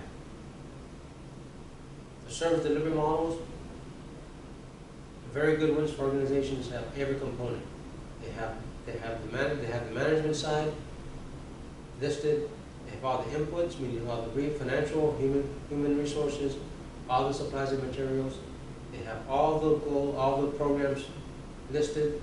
They have the outputs and the outcomes for each program listed. Then they have the key performance indicators. Why? Because the more thoroughness you have, the better it is you're going to have to conduct various types of assessments. And that's actually to improve their organization. Most nonprofits, again, 90% of the nonprofits don't do this. Because one, they don't see the value of doing it, but when you're talking about essentially managing programs, you have to do it. Because you're affecting, I'm going to put it to you this way. If there's no assessment of the professor, one, you don't know whether the professor is actually providing the service he or she's being provided. More importantly, you don't know if you, the students, are being serviced the way you should be serviced. Also, you don't know whether the college is actually meeting its goals and objectives, and whether or not it's meeting its mission.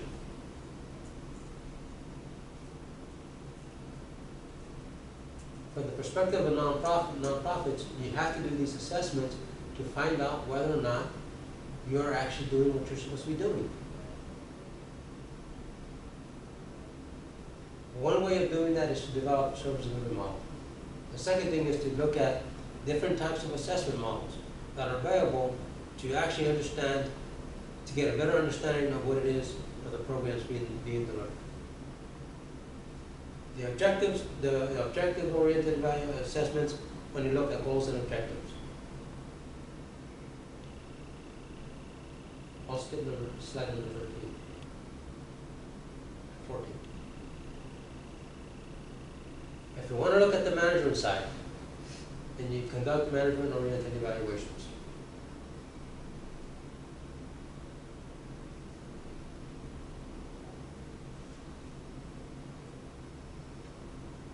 One of the things that's important in all organizations is to see how programs are actually being managed. That means manage in terms of resources, financial human resources supplies. That means managing in terms of the actual programs being delivered. And that also means managing the client population that you have. So management-oriented evaluations assess programs, and it provides decision makers or managers information and recommendations to make informed decisions as to whether or not the program should be modified.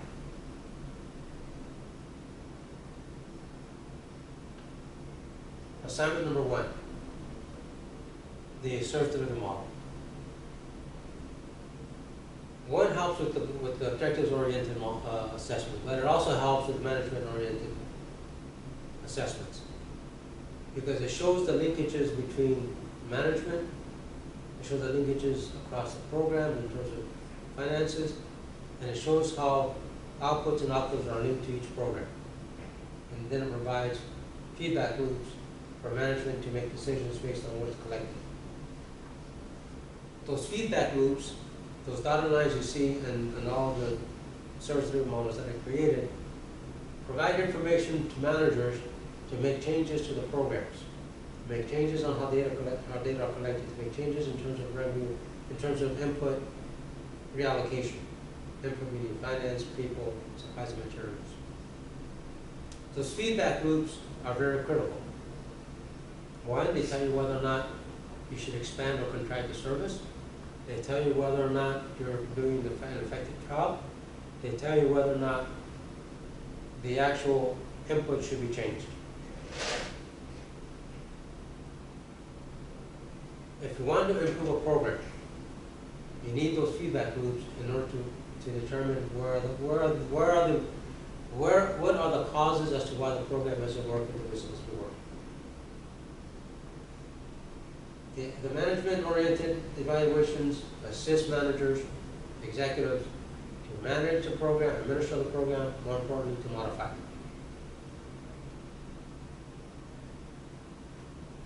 You are not able to do that if, one, you don't have a very good understanding of what it is that you're doing. You aren't able to do that if you don't understand how you're performing.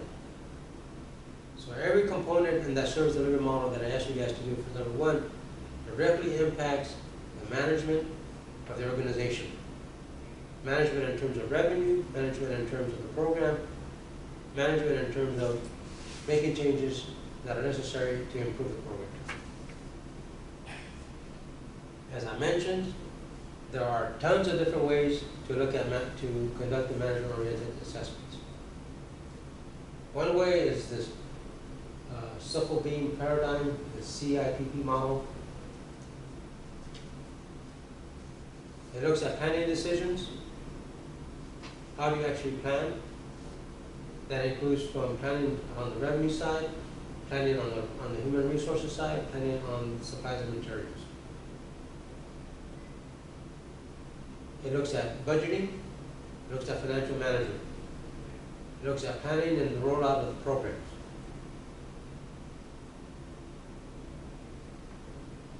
Every year, nonprofits go through the whole process of developing a budget.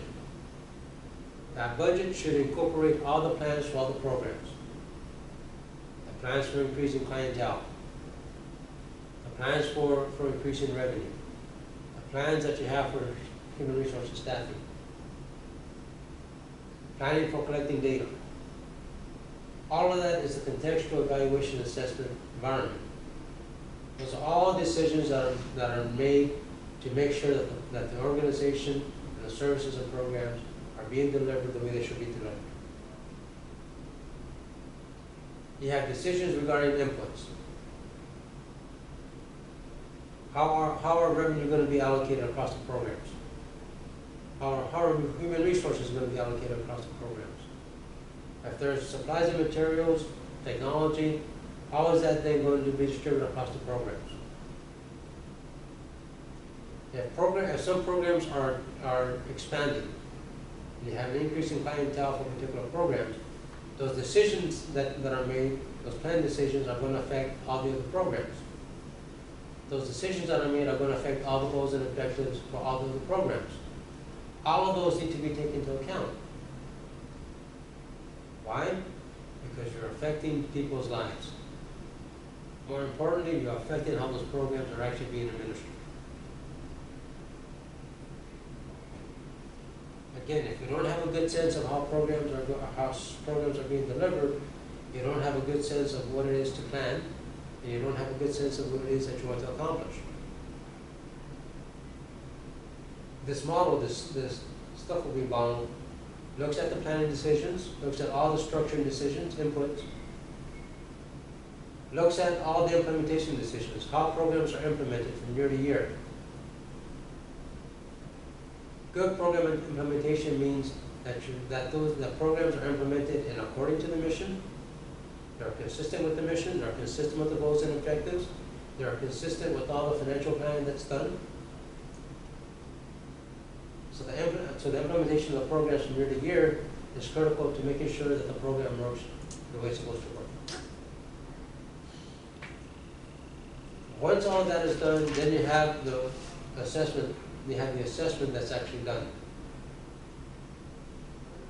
Based on understanding the planning decisions that were made, the financial side, the program side, the client side.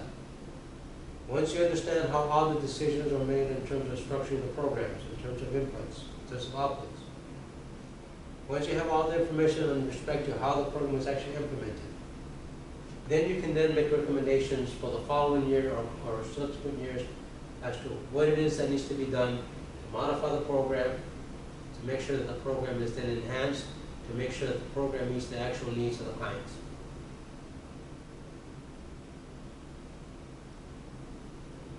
And again, this affects how management implements the program, how management administers the programs. This also depends that the people that are conducting an assessment actually have a very good sense of what it is that the programs are supposed to deliver.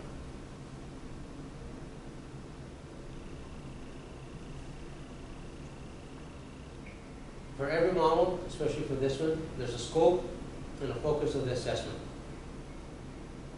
And the scope basically means what programs are going to be assessed. Is it going to be the whole entire organization, or is it going to be only particular programs?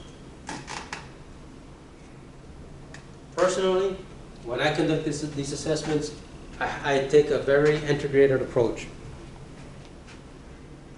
I look at all the programs, I look at all the services. Why? Because a lot of those services are linked to each other. A lot of the clients use multiple services, not just one. And so the scope of the assessments need to be comprehensive so that you understand how all the programs are actually interrelated and also to where they are, where there are points where the program should be integrated. What you don't want to happen is one program that does one thing is not integrated with another program that are tied very closely together. For example, educational programs are tied to employment programs. If you have individuals in an educational program and they're tied to an employment program, that employment program should have the touch points to the educational program to make sure that the clients that overlap are getting the education that they need to be fully employed once they finish the program. If you have educational programs that are separate from the employment programs, there's going to be a disconnect between those programs. So if you're conducting an assessment, I want to know how those programs actually mesh together, how they're interrelated, and whether or not they're integrated. Particularly when you have clients that are involved in multiple programs.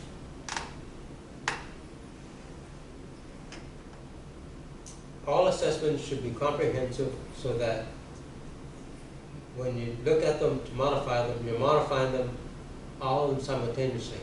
What you don't want to happen is to have one program that's being modified while the other program is not being modified.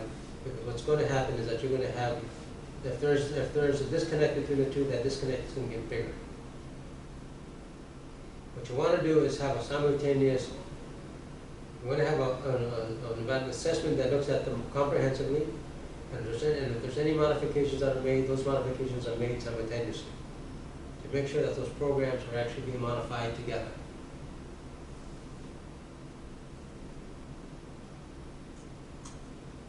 In order to do this, you need extensive data collection. And as I mentioned before, nonprofits do not do a very good job with data collection. In many cases, they don't know which clients are actually enrolled in multiple programs. In many cases, they don't understand whether or not the programs are actually being provided to them, how they're being provided to them. Most nonprofits do not collect data on cost of service. Most of them do not collect data in terms of effectiveness and efficiency. Right? They don't collect data on outputs. They don't collect data on outcomes. All of that data is important to make management decisions on programs.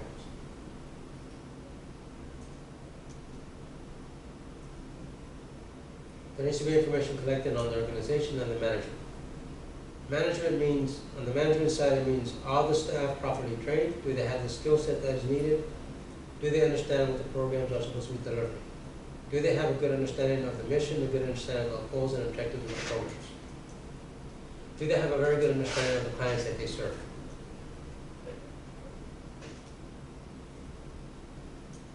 Let me put it to you in the context of this class. This is an introduction to nonprofit management. As an introduction to nonprofit management, I make the assumption that there's very few of you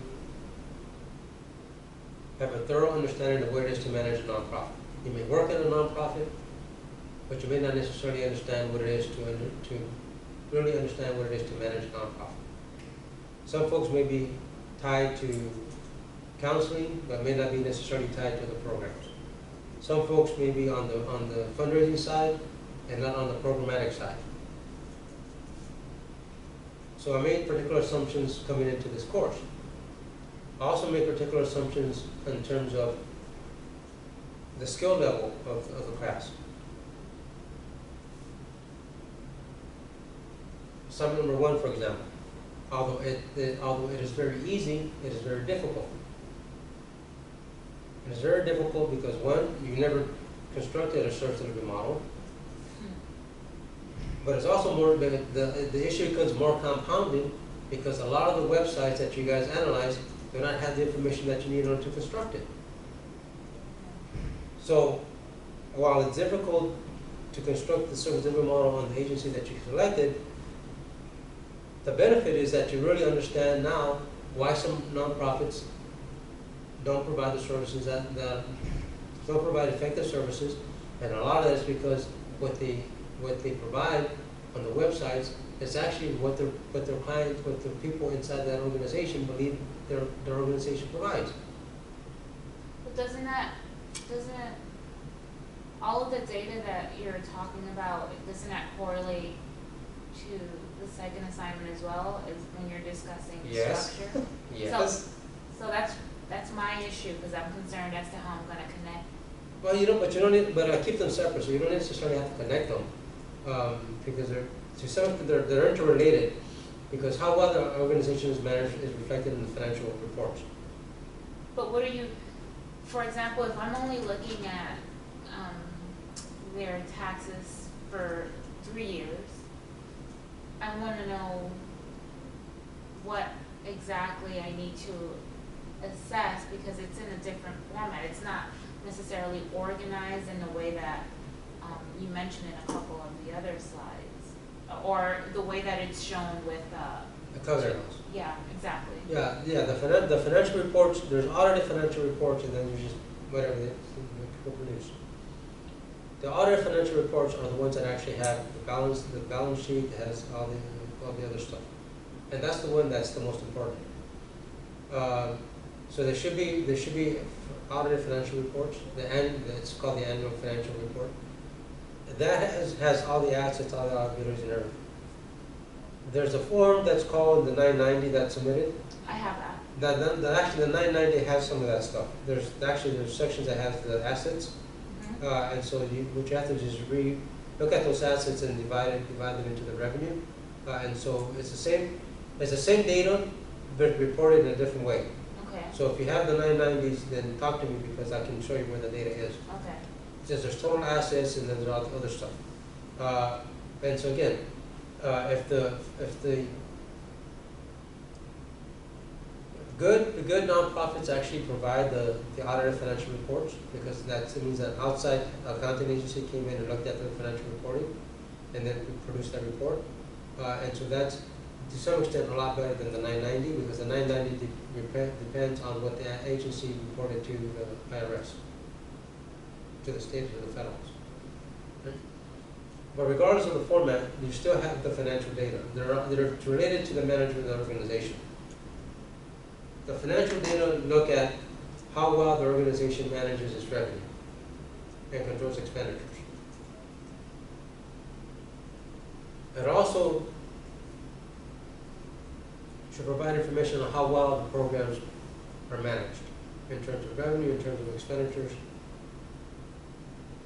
And so those financial reports provide you a different aspect of what it means to manage a nonprofit, because it looks at it strictly from the financial component as opposed to the programs. In the first assignment, the service delivery model looks at it more from the perspective of the programs and the outputs and the outcomes that the programs are supposed to provide or achieve. The financial component ties to the inputs, because it looks at how well those inputs are being managed. If the inputs aren't being managed very well, that means you have high expenditures. High expenditures in terms of materials and supplies, high expenditures in terms of personnel, high expenditures in terms of program administration. When you have very high expenditures and your revenue are constant and expenditures are increasing, you're going to put the organization in the risk of being bankrupt. So they're interrelated. Most organizations do not integrate them. So the financial reports and the financial reporting are separate from the program. I, because I'm a former finance director, and I've done a lot of these assessments and consulting, I tend to integrate them. Because you don't know how well the programs are being managed if you don't understand the financial component of it, and also the programmatic side. So to me, they're all part of the same ball of wax. That is not the viewpoint of a lot of nonprofits. The nonprofits view their organizations as having distinct functions and distinct programs, departments. So the accounting, financial management side, all they do is the programming, the budgeting, and the accounting and the financial reporting. And they're disjointed, disconnected from the programs. That is not good. Because those programs depend on what? On accurate accounting, depend on accurate human resources accounting, they depend on all that revenue being distributed across all those programs the way that it should be, not proportional. Each program has its own percentage of revenue consumption. Each program has its own percentage of personnel expenditures, supply expenditures. Those are linked to all the financial components of the organization. If you look at it from the management side, you need to look at it comprehensively. Right? That goes to the scope and the focus of a management-oriented assessment. Like I said, I tend to look at things more comprehensively. I do not look at specific programs by themselves. Because if I look at specific programs by themselves, I'm going to miss important linkages across the organization. Let me give you an example. A very good friend of mine, he was my boss 5 times. We've known each other for 25 years. He was the budget director, the budget and management director for the city of Pittsburgh when I started working for the city of Pittsburgh. He went and became the finance director for Allegheny County in Pennsylvania. Allegheny County has a population of about 3 million people. The county commissioners made a commitment, made a political promise when they were elected. And they would reduce expenditures, and they would try to maximize revenue. One of the biggest mistakes that they did was to start cutting staff without understanding their impact. So one department that was totally thrown into the water was the assessment office. Unfortunately for the county executives, county commissioners, and to my good friend that had to do the axe cutting, that get rid of the department, didn't realize that the assessment office was actually the office that actually collected the property tax revenue. So they eliminated that department without understanding its function. So when they eliminated that department, there was no one there to collect the property tax.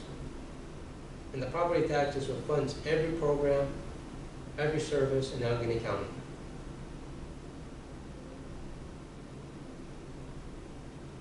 So my point is this: when you conduct an assessment, you conduct an assessment that covers every program, every service across the organization.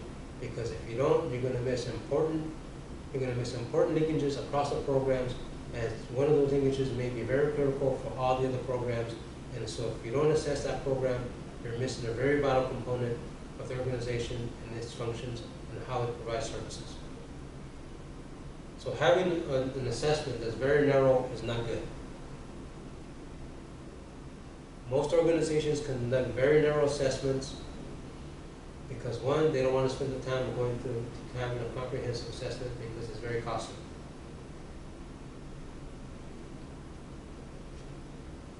This ties directly to the service delivery model, because that service delivery model does what? Represents every program in that organization. If you look at that center box, every program is captured in that center box, because every program provides services to clients.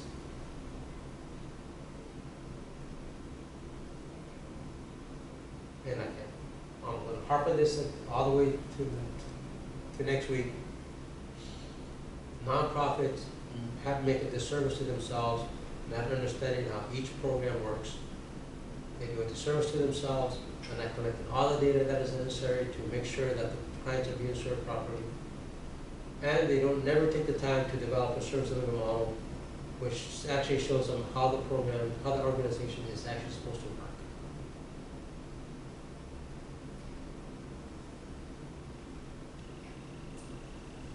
Another model is the Alkin paradigm, which is UCLA model. The first is the systems assessment. The systems assessment looks at everything. It looks at the organization in terms of a system. It looks at its information technology system. It looks at the human resources as a system. It looks at the accounting financial function as a system. It looks at management as a system. And so if you look at it from assignment number 1, the service delivery model. A service delivery model is actually a system. It's a system of inputs linked directly to the programs, linked directly to outputs and outcomes, linked directly to the key performance indicators. And then this whole input-output system provides feedback to management.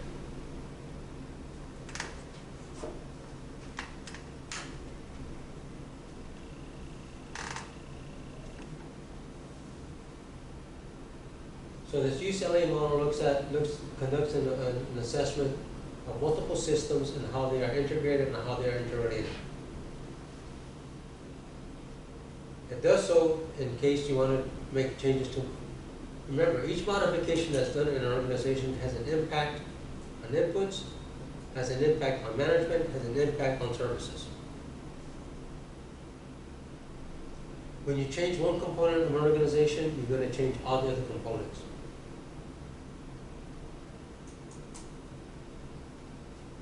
So if you look at the service delivery model that you guys were supposed to produce, if you change the inputs, if you change the amount of revenue that's allocated for programs, if you change human resources that are allocated by program, when you're going to change that shift in allocation is going to be reflected in the financial reports because you're shifting money around. On the programmatic side, you're going to change how each program is being implemented. So a reduction in inputs in one program is going to affect another program because you're shifting inputs around. You're going to make one program well-funded, another program may not be well-funded, and so you're going to effectively change how the program is then rolled out or implemented to the clients. How that implementation is then done to the clients, you're going to change the output. You're going to change that output for each program as inputs are changed, how the programs are modified, that has direct consequences on all the measures. And you would be able to determine whether one is overfunded or underfunded on the 990 like you mentioned? You have to collect more data than the 990 it's a more macro level. Okay. And because it's a macro level, you don't necessarily have the programs listed in there, but you would in the financial report. If it's an audited financial report that has programs, from year to year you'll be able to. Let me put this caveat. If the financial reports are an accurate representation of all the inputs, meaning all the revenue that's allocated by program, and there's accurate representation of all the operating expenses, from personnel to supplies, you will be able to track from year to year the shift in resources from the programs. Provided that the organization collects output data and output and outcome data for each program, you're able to assess whether or not the program has higher cost of service, lower cost of service, whether you're effective or not based on how thorough the data are being collected. And whether they actually implemented those changes. Yes. Yeah, you'll be able to track that in the audited financial reports because it's going to change from year to year. Provided that the accounting and the financial reporting is an accurate representation of what actually occurred. Right. Guess what? It's not. Most organizations, most nonprofits don't do a thorough job doing that. Okay, well that helps. No, it's true. I'm not. Yeah, I mean, that's what's frustrating about or about managing in a nonprofit, there's the accountability tends to be, there's less standards of accountability. Remember, the only thing that nonprofits are supposed to, well, not, the nonprofits are supposed to report the 990. Whether they have a CPA or a certified financial manager working in that organization, who knows? Whether you have a certified fundraising executive working in the organization, who knows?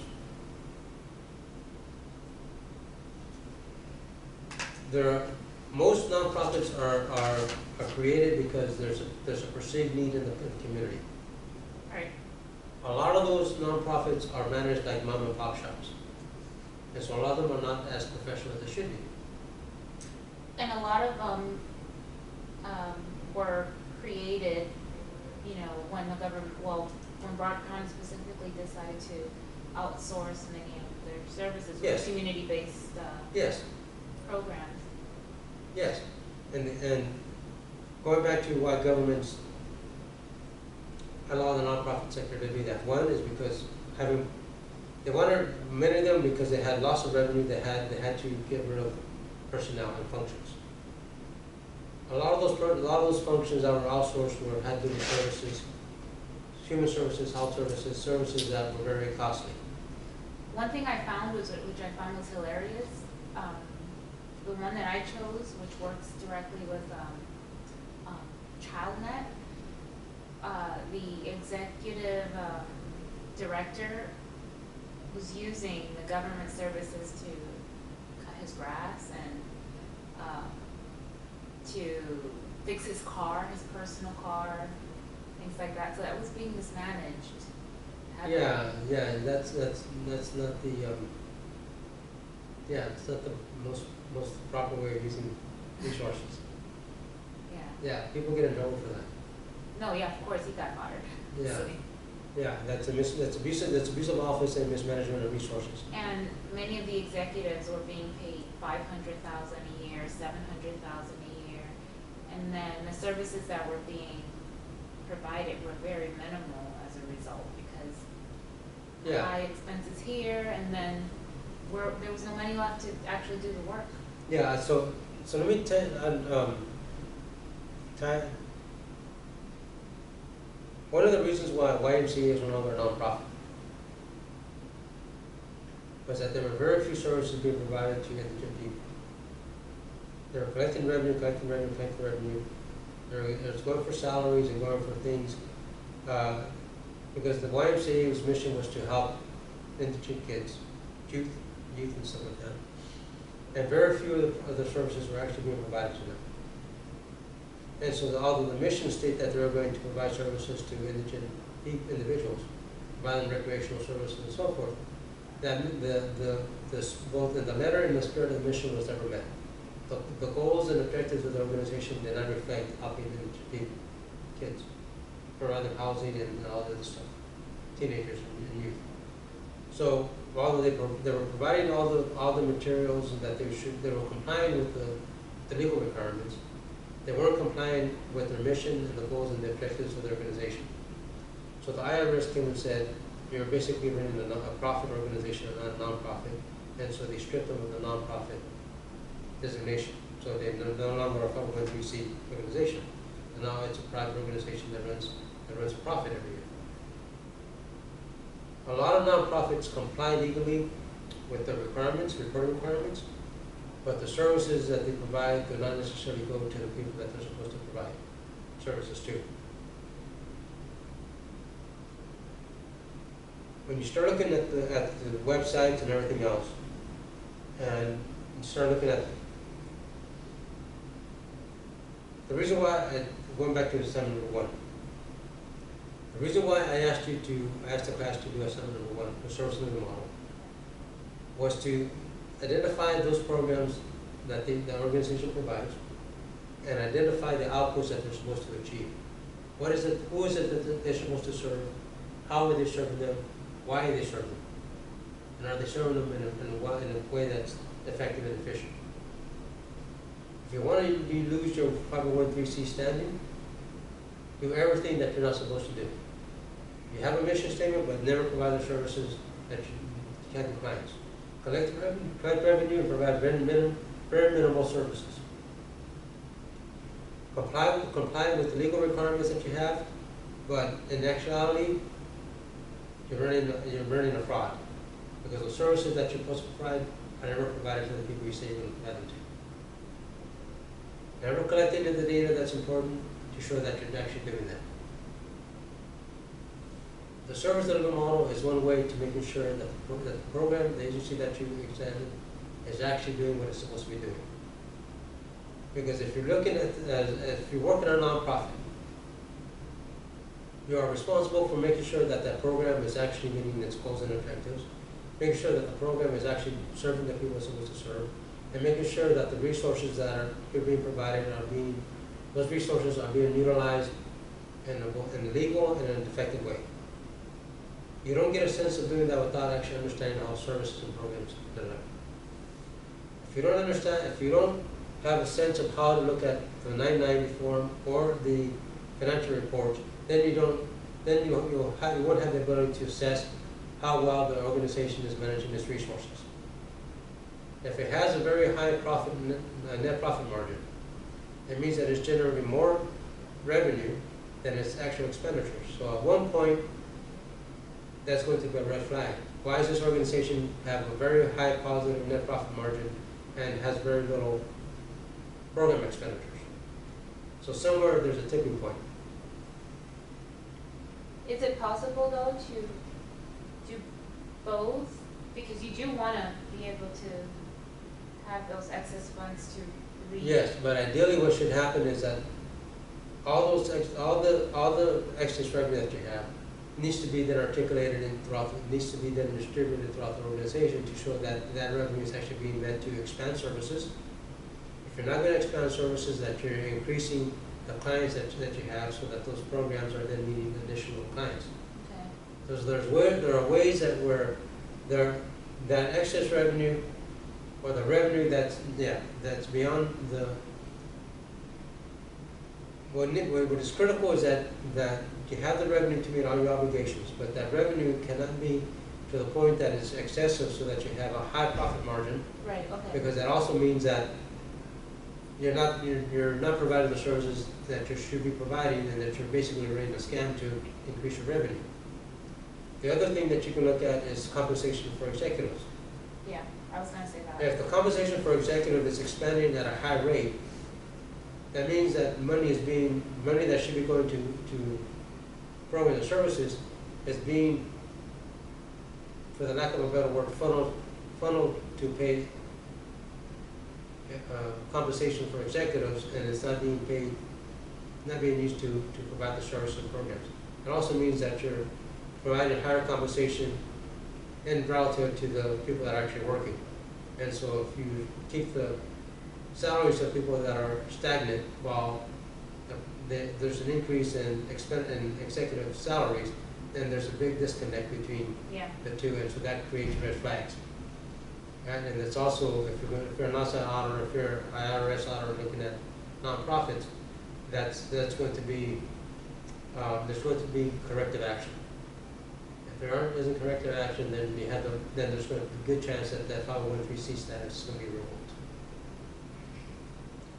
Again, the reason why I'm going through the management through all the different types of assessments is to get to these issues, because again, it's a lot better for organizations to make the changes based on assessments than an organization come to the outside imposing it upon the organization.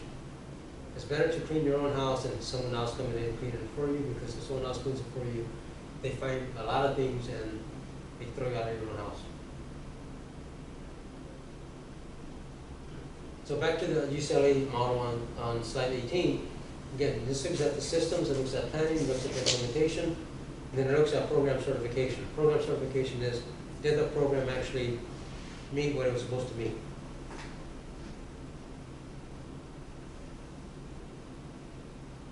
Okay. Tons of limitations. One, there's always, when you look at on the management side, if once you start asking managers, program managers about programs, a lot of them are not going to be able to give you sufficient information, sufficient data to answer the question. That's going to stem from the fact that a lot of them don't understand the program, but a lot of them don't understand, as I mentioned before, how the programs are interrelated and how they should be linked. And because they don't have a thorough understanding of how the programs should function, and don't have a thorough understanding of how the programs are interrelated and are linked together, they're unable to provide sufficient amount of data to really understand, to provide the information for management to then make appropriate modifications to the program. And as I mentioned earlier, conducting management-based assessments are timely and they're costly and they're complex. If you thought creating a service delivery model was difficult, imagine trying to conduct an assessment, a comprehensive assessment of an entire organization across every program that they have. Understanding that a lot of the accounting is not very good, the allocation of inputs may not be recorded as thoroughly as it should be, and that expenditures may not be reported by program as accurate as it should be. Also understand that grants may not be utilized as appropriately as it should be utilized. What organization does all of this? Is there even one that exists that Yes. actually? Yes, there are some that are very thorough, but not here. No, there are. There's some like Government Finance Officers Association where I work that is very thorough. They actually have responsibility units. Responsibility units are those units that are responsible for the administration of revenue, the administration of contracts, expenditures, personnel, supplies, contracts, all that. Yes, there are some that are managed extremely well. A lot of the foundations, because they have endowments, are managed extremely well. They have big accounting functions that monitor every program. Every program has its own program codes, its own accounts. So everything that goes. So let me give you an example. If I have a contract, if I'm a nonprofit and I'm providing services to a client, that client has a particular code. So all the expenditures that go to that client are actually recorded by the code. So that includes all the revenue that I use, all the expenditures that are associated with that client. Those are all recorded by a particular code or codes, from salary to supplies to production of materials to everything. That then is rolled up to all the other contracts, and then all rolled up to the responsibility center. So that at the end of the year, each responsibility center knows exactly how all the salaries were distributed across all the consulting, all the projects, where all the costs of all the supplies and materials for each project, all based on the codes. And so you understand, so for that particular responsibility center, there's very thorough accounting of every expense, from traveling to meals to everything that hits that account. The revenue that allocated for that program, for that responsibility center is also there. So at the end of the year, you have a net profit margin for each responsibility center. You have all the clients that were served. You have all the outputs meaning all the reports and everything else, all the implementations that occurred. You have all the effectiveness measures, how effective we're actually in meeting all the client needs and meeting all the obligations by the contract. There's also the cost of service for each contract. So we know exactly what was the cost of service for contract A, contract B, contract C. Then there's an average. So yes, there's organizations that do this very thoroughly, but you need the infrastructure to do it. Guess what? Most nonprofits don't have that infrastructure. So they may report the 990, but they may not have an audited financial report. They may have one person doing all the bookkeeping, but that person isn't skilled to allocate all those revenue expenditures by program. So that's why the management-oriented assessments become very costly, very complex, and if you hire an outside person, it's going to cost you a lot of money.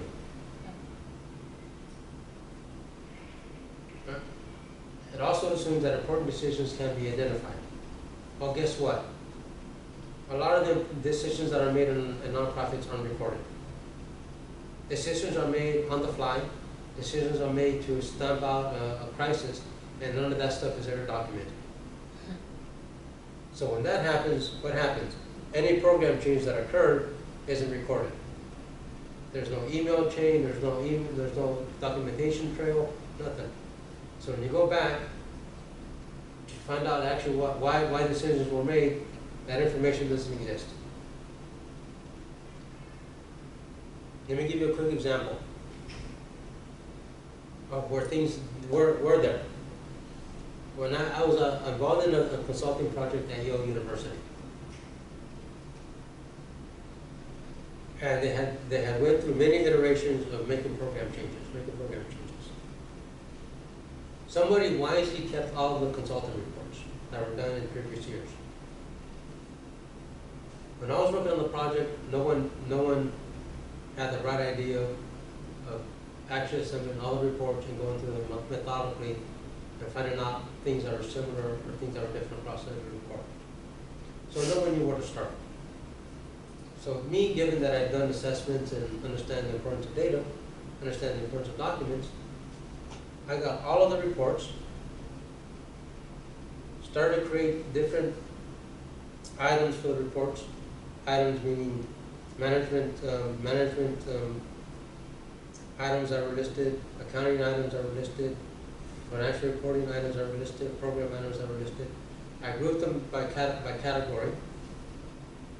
Within each category, I then made subcategories for each type of activity that was associated with each major category.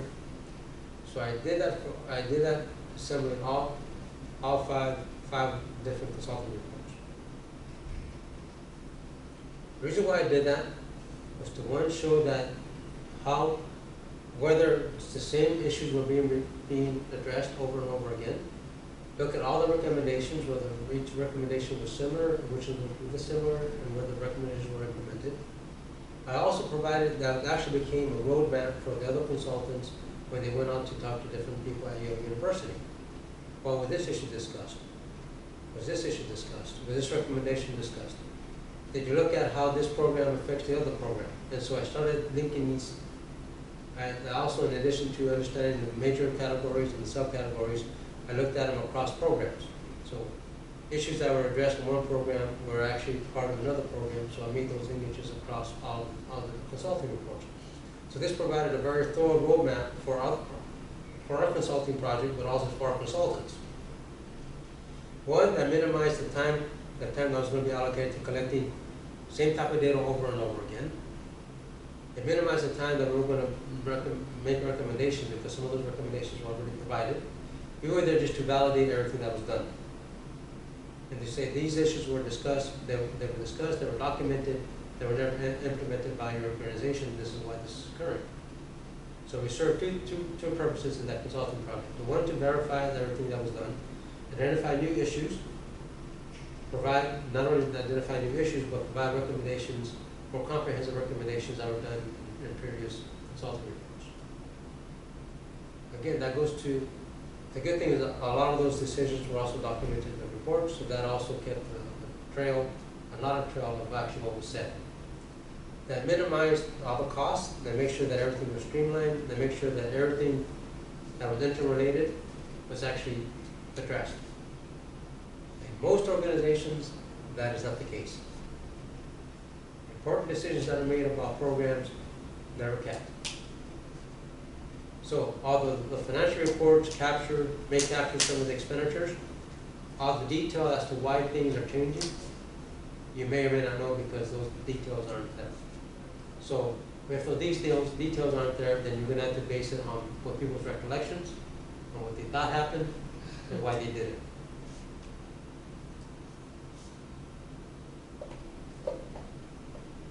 Again, so the management-oriented side looks at why the key decisions are made and why managers make certain decisions based on things that on things that they were told or not told. Personally, I like doing the process, the objective-oriented, management-oriented assessments, and that is because most of the problems that occur in nonprofits occur on the management side, occur on the goals and objectives side. They occur on the process side.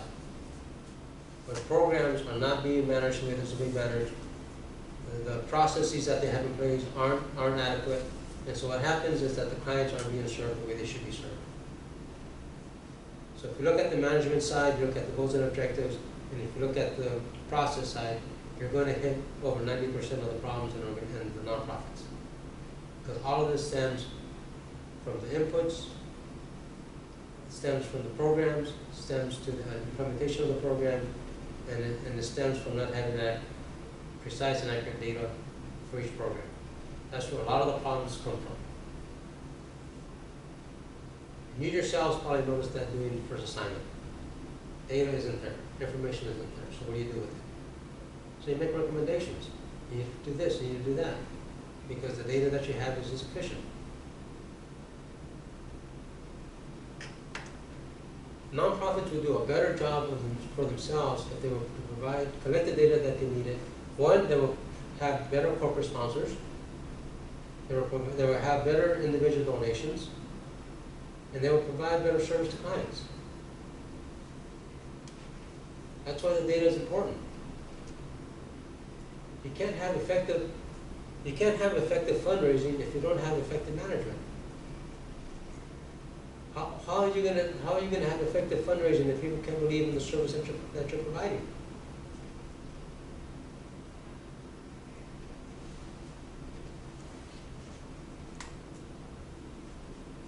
Okay, on slide 20 is the client-oriented models.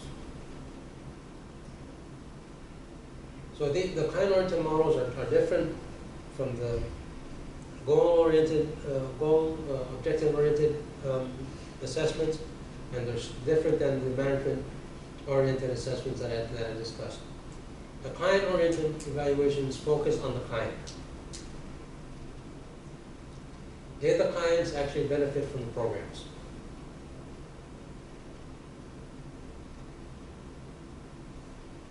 Did the clients receive quality service? Was the program on the client side effective in meeting their needs? Provided that what? Provided that the needs are actually specified.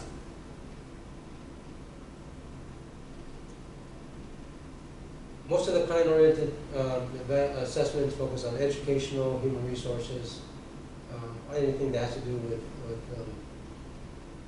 with meeting the needs of the clients from a service standpoint. There are two types of evaluations which I should discuss: formative evaluations and summative evaluations. A summative evaluation is going to be once the program ends. When the program ends, you collect all the data that's necessary to determine whether or not the program actually met the client needs. In most cases, because the programs are from year to year, we conduct formative evaluations. From year to year, you assess the clients and determine whether or not the program actually met their needs. Here's the problem though. The clients are going to change from year to year. So from year to year, the responses that you're going to get from the clients are going to differ, because you're not tracking the same people from year to year. So the baseline is based on a particular cohort. Some years let me put it to you this way. As a professor, each quarter or each semester I have a new set of students. So one class may have a ton of A's. The next quarter I may have a ton of A- and a ton of B+. Same lectures, same quality of service. What changed? The clients. I could have had, in quarter number one, I could have had the percentage of female, the percentage of women could have been a lot higher. In the second class, I could have had a mix of both males and females, with the males being not as bright as the females, and so that lowered made the distribution of the grades more diverse. The delivery of the service could be a factor. Well, but remember, it's the same professor, so if I'm giving the same lectures, the same style, the service is going to be consistent. Right, but there are things that can happen. Yes, there's things that can happen, but it's going to be me. Right? It's going to be the service. The service in general is going to be consistent. Okay. What's changing? What's changing is the clients, because the clients are going to change. If this quarter, right, a lot of things happen in this quarter, which is going to be atypical, right? Problems with the technology. First time me teaching this at NSU. First time me giving you guys the assignment, right? I have certain expectations. You guys have certain expectations, right? You guys are going to give me the evaluation towards, this week, next week, whatever it is, right? Based on your experience. Was Sal Guajardo, did he communicate well with the students, right? Did he try to do everything that he could in order to provide quality service, right? Hopefully I did, right? Well, am I approachable? Yes. Right? Do I try to provide you guys with all the information that's necessary to complete the assignments? I think I did. Right? I try to do everything that I can. Right? You call me, I answer. You send emails, I answer. Right? I put stuff on campus. I do everything that I can to make sure that that I'm providing the service that you guys expect. That's what I try to do. I'm going to do that from quarter to quarter. Right? This is the base. This, to some extent, is the baseline, but it's not a true baseline. Why? Because next quarter, I'm not going to have you. I'm going to have a different set of students. And so the evaluations are going to change from year to year, of quarter to quarter, year to year, based on what? Based on the different clients that I have. So I can't really do a formative evaluation, an assessment, because I have different clients coming in from year to year. A formative assessment means that you're going to have the program and you're going to have at least the same cohort going through the program from year to year. That way, if you have a baseline and if something is changing, if the same clients are giving if they're giving consistently low scores on the program, that means that their needs are not being met. That means the program is deteriorating. Conversely, if the clients are giving high ranks to the program, that means that from year to year, their needs are being met. That is difficult to do when you have different clients. That is difficult to do when you have different people delivering the service. So if you look at this class from quarter to quarter, if it's Sal Guajardo teaching the same class quarter to quarter, what should happen? Those evaluations should be very similar in terms of the score. You may have one quarter you may have a very low score, some quarter you may have a very high score, but overall, if I teach it for multiple years, what should happen? The score should be averaging about the same amount, the same score from year to year. Provided that the same quality of service is provided from year to year. What's changing is the clients. It's difficult to have these assessments in nonprofits when the clients are changing from year to year, and people don't know how to then measure those. How do you establish a baseline based on the changing clientele from year to year? How do you do an assessment when you have different people teaching the same, different instructors or different people, different case managers from year to year, with clients from different clients from year to year? One, because there's not going to be consistency of the program.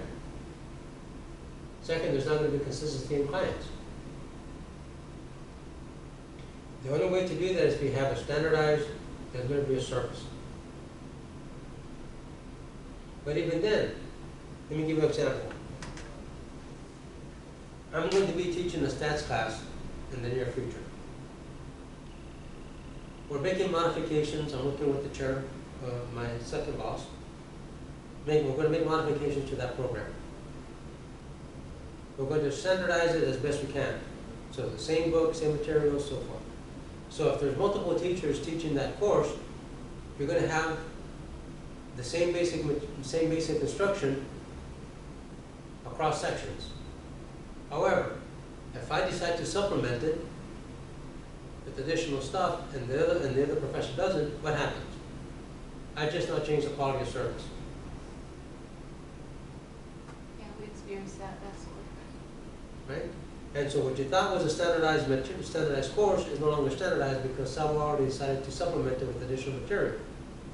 That means that the quality of service that I'm providing my students is going to be higher than the other professor who's going to stick to the script. And so what happens when you get the evaluation? If the students in my class are satisfied with the course, with the material that I gave them, I'm going to have a higher score than the other professor. Why? Not because the other professor is worse than I am, but because I supplemented the material. And I provide the students with additional material that wasn't provided by the professor. So what happens? So you don't have a very true baseline, and you don't have a very true comparison.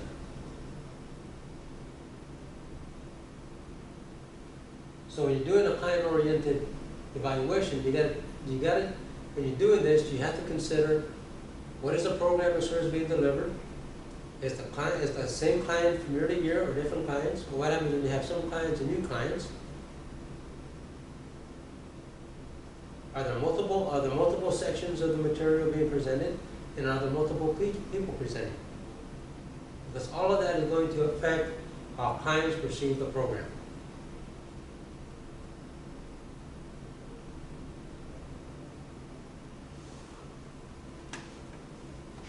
Now, if you're doing a more comprehensive evaluation, you're looking at clients and you're trying to measure with something else, then the issues become more complex. And again, as I said earlier, the person conducting the assessment should have the expertise to understand all these different issues, should have the expertise to make the appropriate analyses based on the different reporting issues that come up, to provide the assessment that is the most reliable and valid to make changes.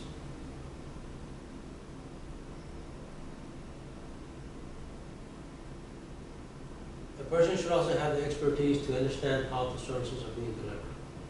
So, going back to assignment number 1, the reason why that service delivery model is important is not just for internal purposes, but it's also for external purposes.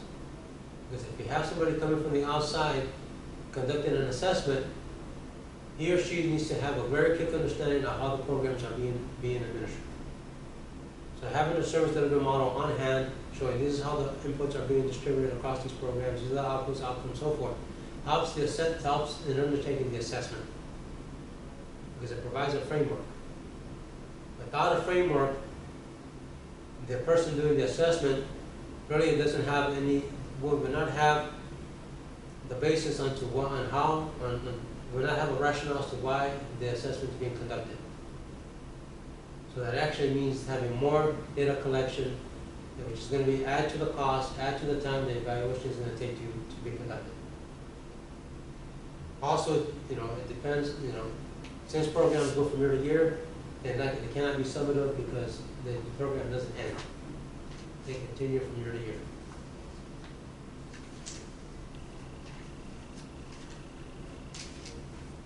On slide 21, another type of client-oriented assessment is the Skippers paradigm. Again, this is similar to there's some overlap with some of the other assessments. Again, there's one, the need. What is the need of the client? Again, nonprofits were created to meet a particular need. Is that the actual need of the client? Does the client have multiple needs? Going back to the voices of children of Broward County. The mission statement says what? To meet their health, social, and mental health. What does that actually mean? Mean?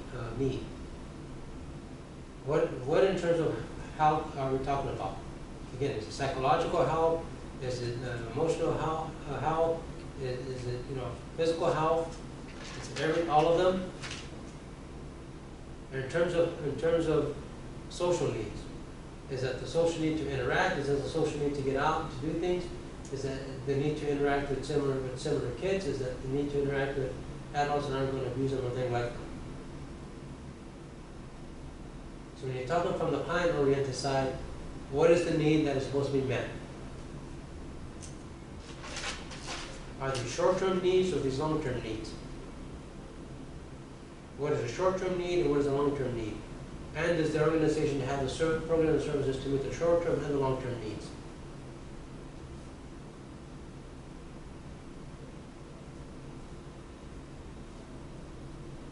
When you talk about the market for the nonprofit, it's the target population.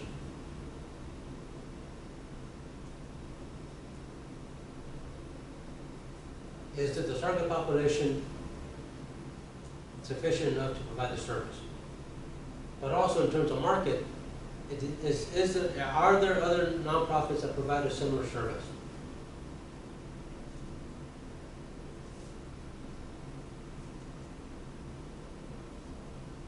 Now, in terms of,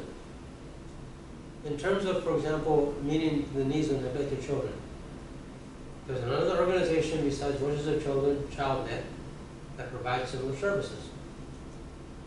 There's also, in terms of meeting the housing needs, there's the Covenant House of Broward County and Covenant House of Florida that provides housing for children that may be abandoned, may be neglected, and so forth. So I just mentioned three organizations that provide similar services. So when you talk about client need, you look at the market in terms of the population, but you also look at the market in terms of other nonprofits that are providing services that may be similar. And so the question then becomes, how similar is your organization's services to another organization's? So let me give you a quick example. On the nonprofit side, here in Davie, you have FIU, which is across the street. You have Broward County Community College, which is across the street. You have the University of Florida, which is across the street. And you have NSU. And there may be some other higher education organizations nearby. All of us provide educational services to clients. Why do people decide to come to Huizenga as opposed to another college? What services we provide that is significantly different from other universities? And do we meet the needs of all of the clients that we have? So that's on the market side and that's on the need side.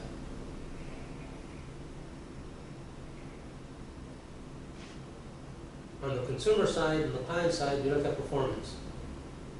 How do our students perform to other students at other similar universities? How do our students in this program compare to clients in other programs within the same institution?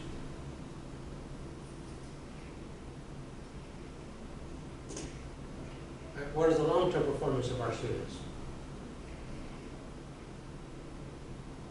Right, if you compare NPA students and a nonprofit, how do their career advancement compare to students to MBA students or MBA students in similar organizations? So if you're looking at it just strictly from the client side, you look at their performance, you look at whether the needs are being met, and you see whether the target population is there for us to continue the service. You should also look at critical comparisons. How do we compare to other similar institutions? And this again, from the client side. The reason why you look at the client side is to see whether or not the programs are actually whether the programs are meeting the needs of the clients and whether the quality of the programs are there to give advancement to the clients that we serve. A slightly different way of looking at the program and service delivery of an organization.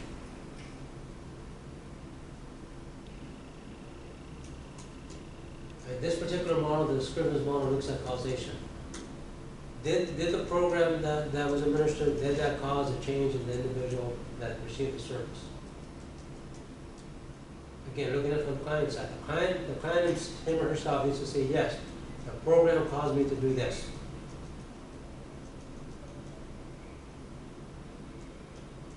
You look at any type of statistical significance. For example, if you're looking at education or labor, if they go through the program, there should be if you look at individuals that came in and were served, that went through the service, in terms of employment, what should happen? They should be financially secure. They should be self-sufficient. So that one measure should be that the total salary increase for all those individuals that came in after the program. So you can look at before and after, right? Before, so this is where nonprofits tend not to do a good job. Provide a baseline of the clients coming in. A baseline, if it's an individual going through a GED program, you baseline their mathematics, you baseline their reading comprehension, you baseline their analytical ability. When they go through the program, you baseline, you administer the same exam or similar exam, and you see whether or not the test scores actually changed. There has to be a significant increase to say that the program actually caused this change in the individual.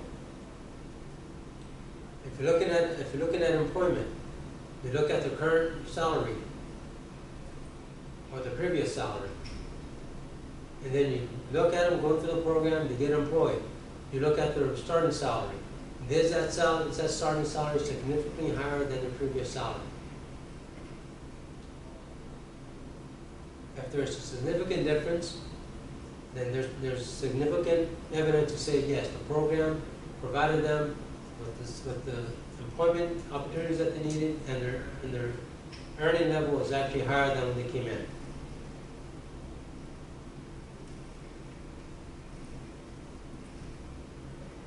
So you try to identify what actually caused the change in the client.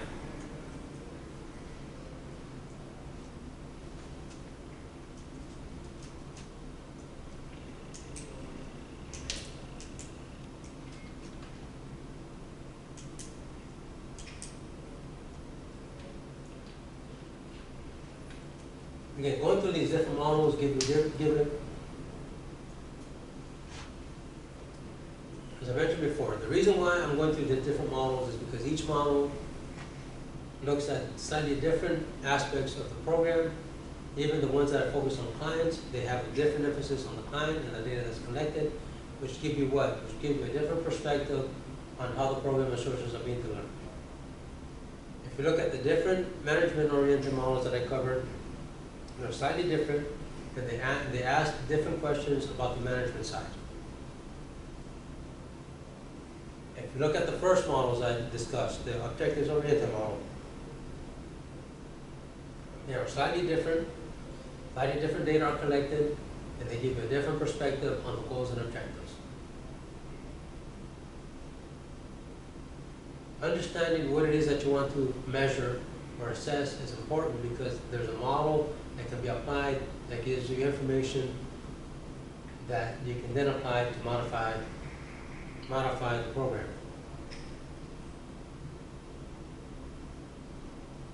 I tend to focus on hybrid models because hybrid models are more comprehensive.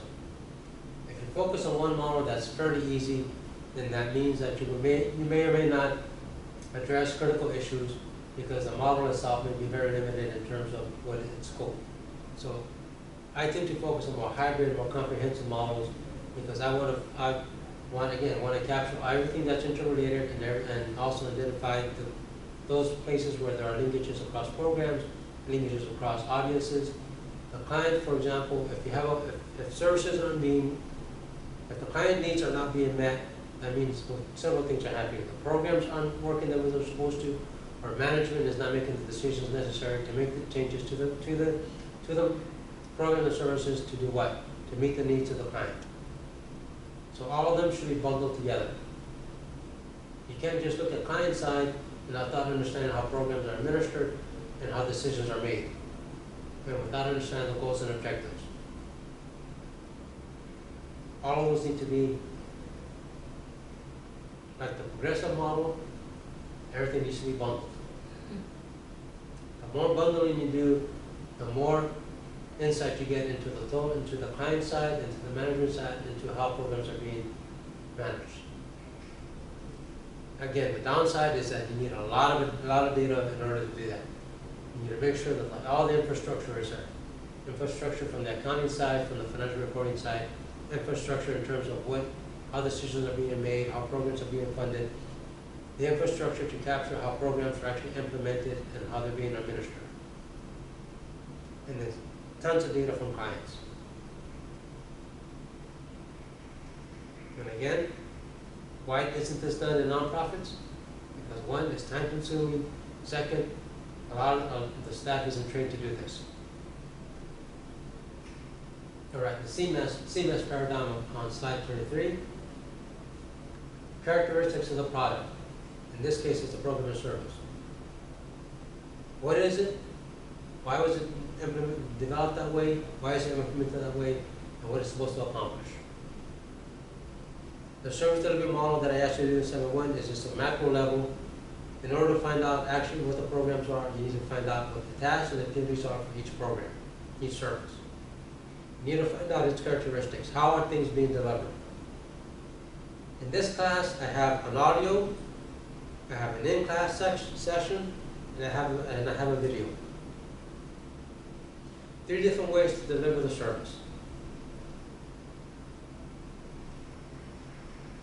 Each component provides a different view of the same voice, same material, provides you with a different way of analyzing the data, the lecture. Similarly, when it comes to a nonprofit and the service, you have to find out how things are delivered. What are the characteristics? Is it online? Is it online? Is it in class? Is it paper and pen? Is it computer-based? Is it lecture-based? Is it hands-on? There are different characteristics of each program, each service. The way things are delivered impacts what? How clients receive the service. Some students are more on the audio, some people are more on the video. Some people are more on the in-class. Some people need all 3. Why? Because it's going to impact how the client, how the students receive the service. In the nonprofit world, it's the same thing. How services are being delivered impacts how clients receive the service. There needs to be multiple ways of delivering the service to clients to do what? To maximize how the programs benefit the client. I think a live video audio would benefit too as well. Yeah, the other thing is that I try to do is provide hands-on. Hands-on meaning that 2 hands-on assignments in this class. Assignment 1 and assignment 2 are very hands-on because you have to look at the organization. In some cases, it's just paper and pen where you have things that are redone. Prepackaged stuff, that is not necessarily the best way for students to learn. So there has to be a rationale as to why things are being done the way they are being done. When it comes to education, I like things that are very practical and very hands-on. Why? Because you learn more things doing hands-on than you do just doing little case studies, things that are already packaged. A lot of you may have learned that nonprofits do not do a very good job of articulating their mission. They don't do a very good job of having outputs and outcomes measures. They do not do a very good job of reporting. How does that affect your learning? That affects the ability to do what? Complete the assignment. The assignment isn't hard. What's hard is that the data isn't there. When you look at nonprofits, it's a similar situation. You have programs and services that the characteristics, their actual tasks, the tasks and the activities of each program isn't well documented. So when you try to modify them, there's really nothing to modify because people didn't do what? They don't have a good understanding of what is it they're supposed to deliver and how they're going to deliver it. But also when you talk about the delivery of the actual service itself, for example, you know, any organization that's delivering a service, but they're relying on a specific type of program, especially computer program, when you're talking about technology, when you're relying on technology to deliver those services, sometimes, let's say you're using, I'm just hypothetically using, let's say Microsoft as, if Microsoft were were the program that you're using to deliver the service, in this case to the students. That may not be the best program to use. I'm not saying that that's the program that I'm talking about, it's just an example, but you might want to use XYZ instead of Microsoft because they don't have the capability to deliver what you are trying to deliver. Does that make sense to the student? Yeah, so Because that makes a difference. I was asked a question by a faculty member. What statistical programs do I use? And which ones do I favor? And I said none. As I don't favor one particular statistical program for that reason. In most universities, SPSS is what's used. Now, I've been using SPSS since I was 18. I was at UCLA as an undergrad. So I used SPSS from the mainframe, when it was a mainframe, to the PC version, to the Windows version. I prefer the mainframe because it did a lot more things. The Windows version, because it's very intensive, it lost a lot of the functionality. So I use SPSS for some things. There's other software called SAS and Stata and some other ones. Stata does things that SPSS does not do. So I rely on Stata to do a lot of more complex things because SAS doesn't, SPSS doesn't have it. If I were to teach a stats class, an advanced stats class, and I had to use software, I would prefer using Stata than I would using SPSS for that particular reason. Because SPSS only provides a certain level of functionality that SPSS provides less functionality than Stata. So for learning stats and applying more hands-on stuff, I would rather use Stata than SPSS. Back to the nonprofits. Yes, there are certain software that nonprofits use or particular programs that use that are not the most effective in teaching and delivering the service. So what happens? So if you look at the client side, the client is not benefiting from the program because based on what? On the service delivery that's being used by the nonprofit.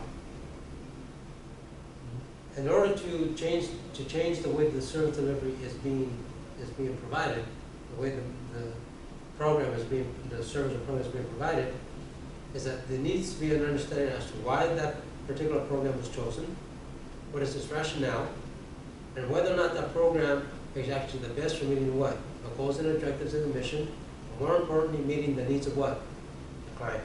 Exactly. And so a lot of cases, yes, how the service is being delivered has a direct impact on the client, and where the client benefit is, again, maximum benefit of the service. Right? So if you look at the CMS paradigm, there has to be a rationale as to why things are done.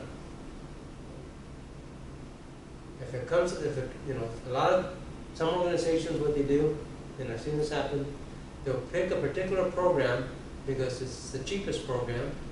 Because it's the cheapest program, they want to save money. It's better sometimes to do what? Get a more expensive program, making sure that the needs of the client are being met. The cost of service may be higher, but guess what? The benefit to the client, the outcomes, are more important than what? Than the cost.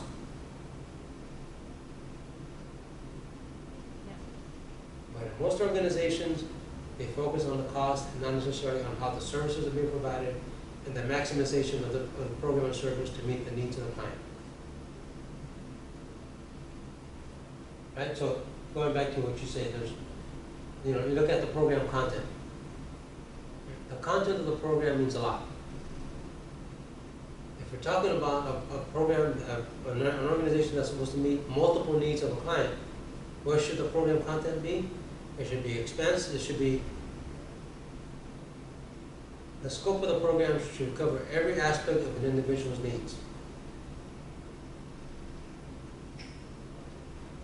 That's going to help meet the mission, but more importantly, it's going to help meet what? all of the needs of the client.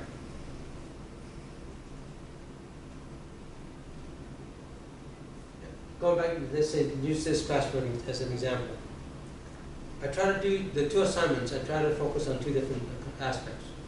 The first assignment, assignment one, is to give you, is to provide you the opportunity for you to do what? To map out the service delivery of an agency.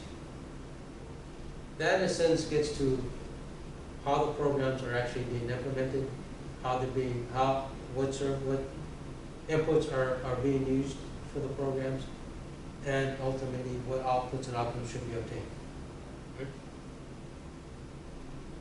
That service model provides the basis for doing several assessments if you're to do it.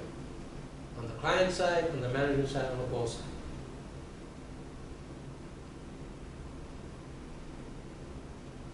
Assignment number two looks at it from the terms of what? From a financial standpoint. They're interrelated. The program delivery and the financial report are interrelated. But assignment two focuses on what? On whether or not the organization is managed well financially. Because that impacts the sustainability and the longevity of the program, of the agency. But it also affects the content, because the content of the program is important.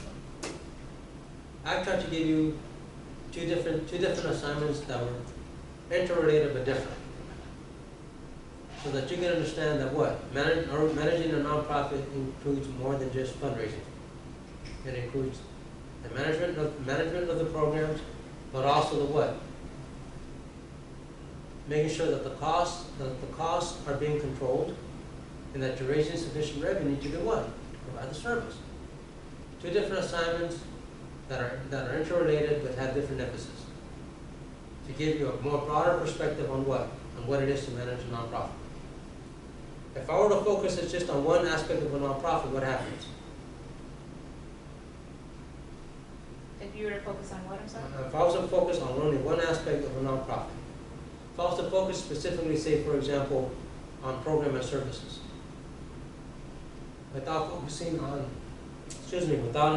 without telling you how inputs affect the program and how programs are supposed to achieve particular outputs, and how those inputs and outputs then provide the basis for constructing key performance indicators, and I just focus on program delivery, what happens? You wouldn't be able to properly assess the issues or the organization. It's Exactly. just a one-sided. Exactly. Right? So what happens with nonprofits? They're basically one-sided. I'm trying to give you more of a macro, global perspective on what it is to manage an organization, manage a nonprofit. Because those same skills that you need to manage a nonprofit are the same skills that you need to do what? Manage a public organization, same skills that you're going to use to manage a private organization. Those issues cut across all sectors.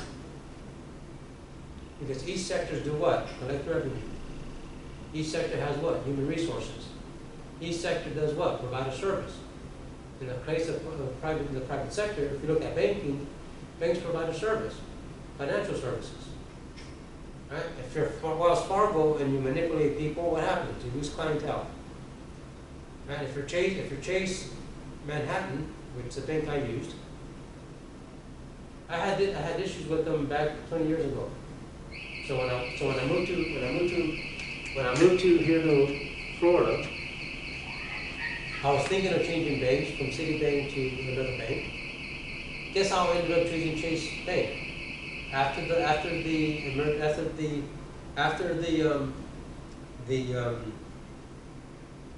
emergency of Dorian was called off, and after Labor Day, the banks opened up. The first bank that I went to was PNC, and PNC was the first bank that opened up in Pittsburgh, because it was called Pittsburgh National Bank. It changed, it rebranded itself to PNC. I went to PNC the day after Labor Day. It happened to be the week of the Dorian. The bank was closed. I called the 1-800 number and they said they weren't going to open.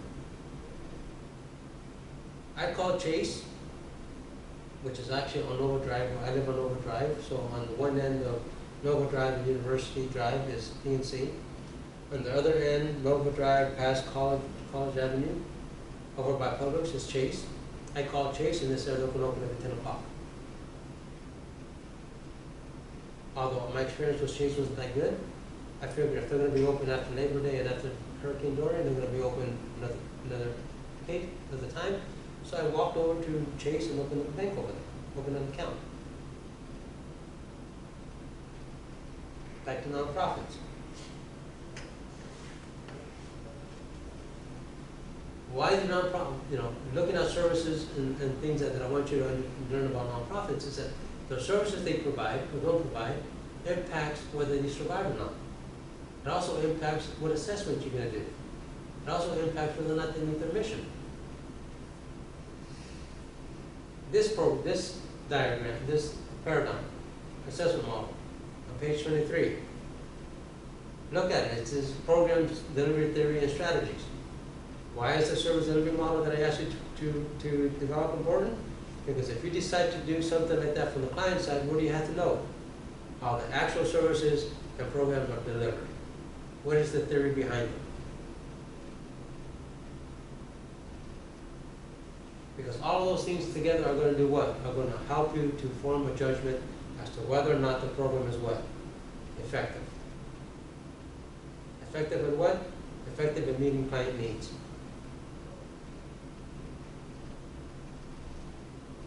Ultimately, the organization's value is going to be based on what? On how well client needs are being met. It doesn't matter if you do an object-oriented model. It doesn't matter if you do a management-oriented model assessment. It doesn't matter if you do a client-based, client-oriented assessment. Guess what? They all get to the same thing. Are your programs being managed in a way that does what? That meet client needs. On the management side, it looks at how decisions are being made, and whether the decisions are being made consistent with the mission, whether those decisions are being made to improve the programs, to do what? To meet client needs. On the objective-oriented assessment models, it does what? It looks at goals and objectives with respect to what? To whether or not client needs are being met. If the goals and objectives of a program are being met, what's happening? You're meeting what? The needs and expectations of the clients. Why? Because those goals and objectives are geared towards what? Making sure that the program does what? Meet the needs of the clients. Same thing in the private sector. If goals and objectives of the bank are not being met, what happens? You're not increasing the clientele, you're not having loans, you're not doing, so what happens? You end up being bought out. Like Dime Bank and other little savings and loans and everything else.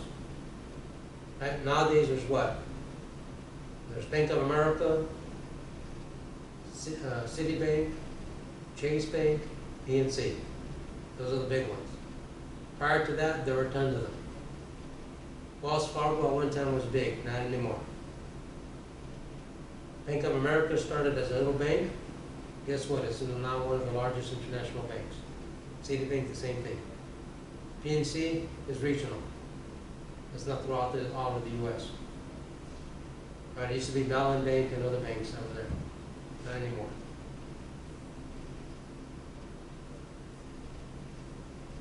Same thing with nonprofits. A lot of the online educational university and colleges have disappeared.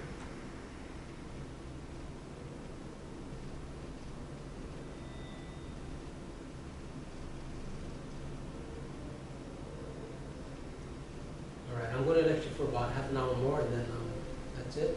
So, but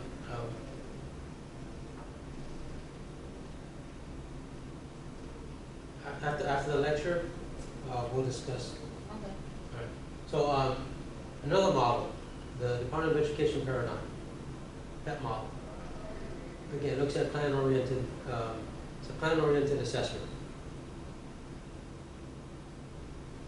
It has process information. The process is, again, how process means in terms of how the programs are established, what is the infrastructure, what is the actual tax activities, what is the process in which the programs are being developed. Then you have the content information. What is all the content for the programs? How the, is it online instruction, in-class instruction? Is it, paper pen? It's a book? Is it lecture? Is it experiment? Is it hands-on? And then you have the transporting of information. Does the material lend itself to be replicated, carried out in other programs? And then you have the effectiveness information, is whether or not the program is effective in meeting the needs of the clients, and whether or not the program is actually compliant with its goals and objectives. It's a very simple model, but again, it requires a lot of information.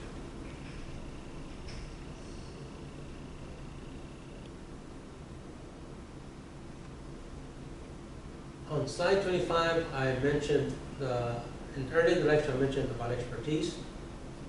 And again, the expertise of the evaluators and people conducting the assessment is very important, because that's going to shape the scope of the assessment, but it also determines the questions that are being asked. It also determines the type of data that's being collected, and so it impacts the organization and the delivery of services. So, but we do have expertise-oriented evaluations. And these are evaluations that are based on the knowledge of the subject matter expert. So if you're looking at education, you have hopefully people with doctorate degrees. If you're looking at things that deal with fundraising, then hopefully you have a certified fundraising executive who also happens to be a CPA, who also has financial management experience. So the more expertise an individual has, the more likely that the expertise-based, expertise-oriented evaluation is going to be comprehensive. And it's going to be the proper questions are going to be asked, and that the proper appropriate measures are going to be collected. Again, the reason why I'm teaching, the the nonprofit sector, nonprofit courses is one, I was a senior manager at a nonprofit. I was a senior professional at another nonprofit. I consulted with nonprofits, so I have nonprofit experience in addition to having the public sector experience. I've also conducted tons of assessments as a consultant and also as a researcher. So my view on nonprofits is based on my actual working experience. At some universities, some programs, the person teaching the nonprofit course are people with PhDs in nonprofit studies. They may or may not have actual nonprofit experience. So what happens? When you have an individual who doesn't have any practical experience, one, you can't relate to them. Second, they can't give you advice as to how to approach a particular issue in an organization. And second, the advice that they give you may not be very relevant as to what you're doing. Again, going back to both assignment 1 and assignment 2. I created these assignments to give you a sense of what it is to manage an organization, why things are important. Understanding and acquiring the skills to look at an organization from the outside and trying to assess what it does is a very important skill, because those are the same skills that you're going to need working inside an organization. When you're working inside an organization, you're supposed to do what? Understand the mission, understand the goals and objectives, understand how the programs are actually organized, how they are funded, how they're implemented, understanding what the program is supposed to accomplish, how they're going to accomplish it, why they're going to accomplish it, who are the clients being served, and then developing measures to assess how well the program is effective and efficient. You need the subject matter experience to do that. You need the skills to do that. So in a sense, I'm trying to make you experts on how to assess organizations from a programmatic side and also from a financial management side. I realize you've never done this before, so it's difficult in the sense because you never did it before. I've been doing this for 20 plus years, so for me it's fairly easy. It's difficult if you never did it. But although it's difficult, hopefully you're learning something. Learning that organizations and nonprofits don't provide the information that you need in order to do it. From the inside, it's the same thing. Because in the inside, guess what? organizations do not collect the data that is needed to do what? To assess the programs. So, given that you're in the nonprofit world, or want to understand nonprofits, you need what? You need the expertise to do it. You're going to get the expertise to do it doing what? Actually doing the work. So for me, the service delivery model that I use is what? Giving you the opportunity to actually do things that are hands-on. Because that one gives you insight as to why organizations, nonprofits, aren't managed well. It also gives you insight as to what data should be available, and then how to then use that data to do what? To understand the programs, understand why the organization functions the way it functions. You only can do that if you have the subject matter expertise to do it. Most consultants that come in lack a thorough understanding of how all organizations are supposed to operate. Some experts have very good knowledge on how programs operate, but they have very little understanding of how programs are actually funded. They have very little information on how the inputs should be then utilized across programs to provide the service. So the more expertise an individual has, the greater ability he has to provide accurate recommendations so that programs can be modified and implemented in a way to maximize the utilization of the service, but also to maximize the benefit to clients. There are different types of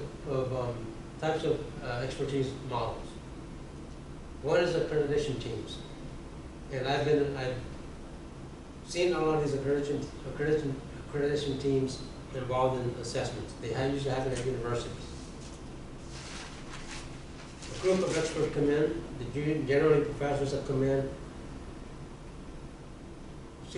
and they say whether or not the program should be accredited, based on the curriculum, based on meeting the mission, on goals and objectives, and that sort of stuff. This college is applying for accreditation. The business college is applying for accreditation. Our program, the NPO program, is accredited by NASFA. So in order to get the accreditation, we completed an extensive report. An extensive report provides information on the services we provide, on the clients we serve, on other faculty, on the mission and objectives. An assessment team evaluates the report and says, okay, it looks thorough enough. And then we have a site visit. Those experts come to on-site, they talk to the faculty, they talk to the students, based on what the faculty say, based on the students, based on their assessment. Then they said, okay, the NPA program should be reaccredited and continue its accreditation. That's how accreditation teams work. Then you have informal review panels. Again, these panels are composed of experts who come in and conduct an informal assessment. Based on the informal assessment, they make recommendations for program modifications. Those recommendations are accepted or rejected by the executive director, by the board of directors. If they're implemented, they should be implemented thoroughly. If not, then what portions are going to be implemented or not. Just gonna go to the restroom. Sorry. There's also funding agencies that come in and conduct conduct panels. Again, the funding agencies review the programs in terms of the utilization of the grants. Are the grants being properly used? Are they being properly utilized? And are the grants that are being distributed to programs that are actually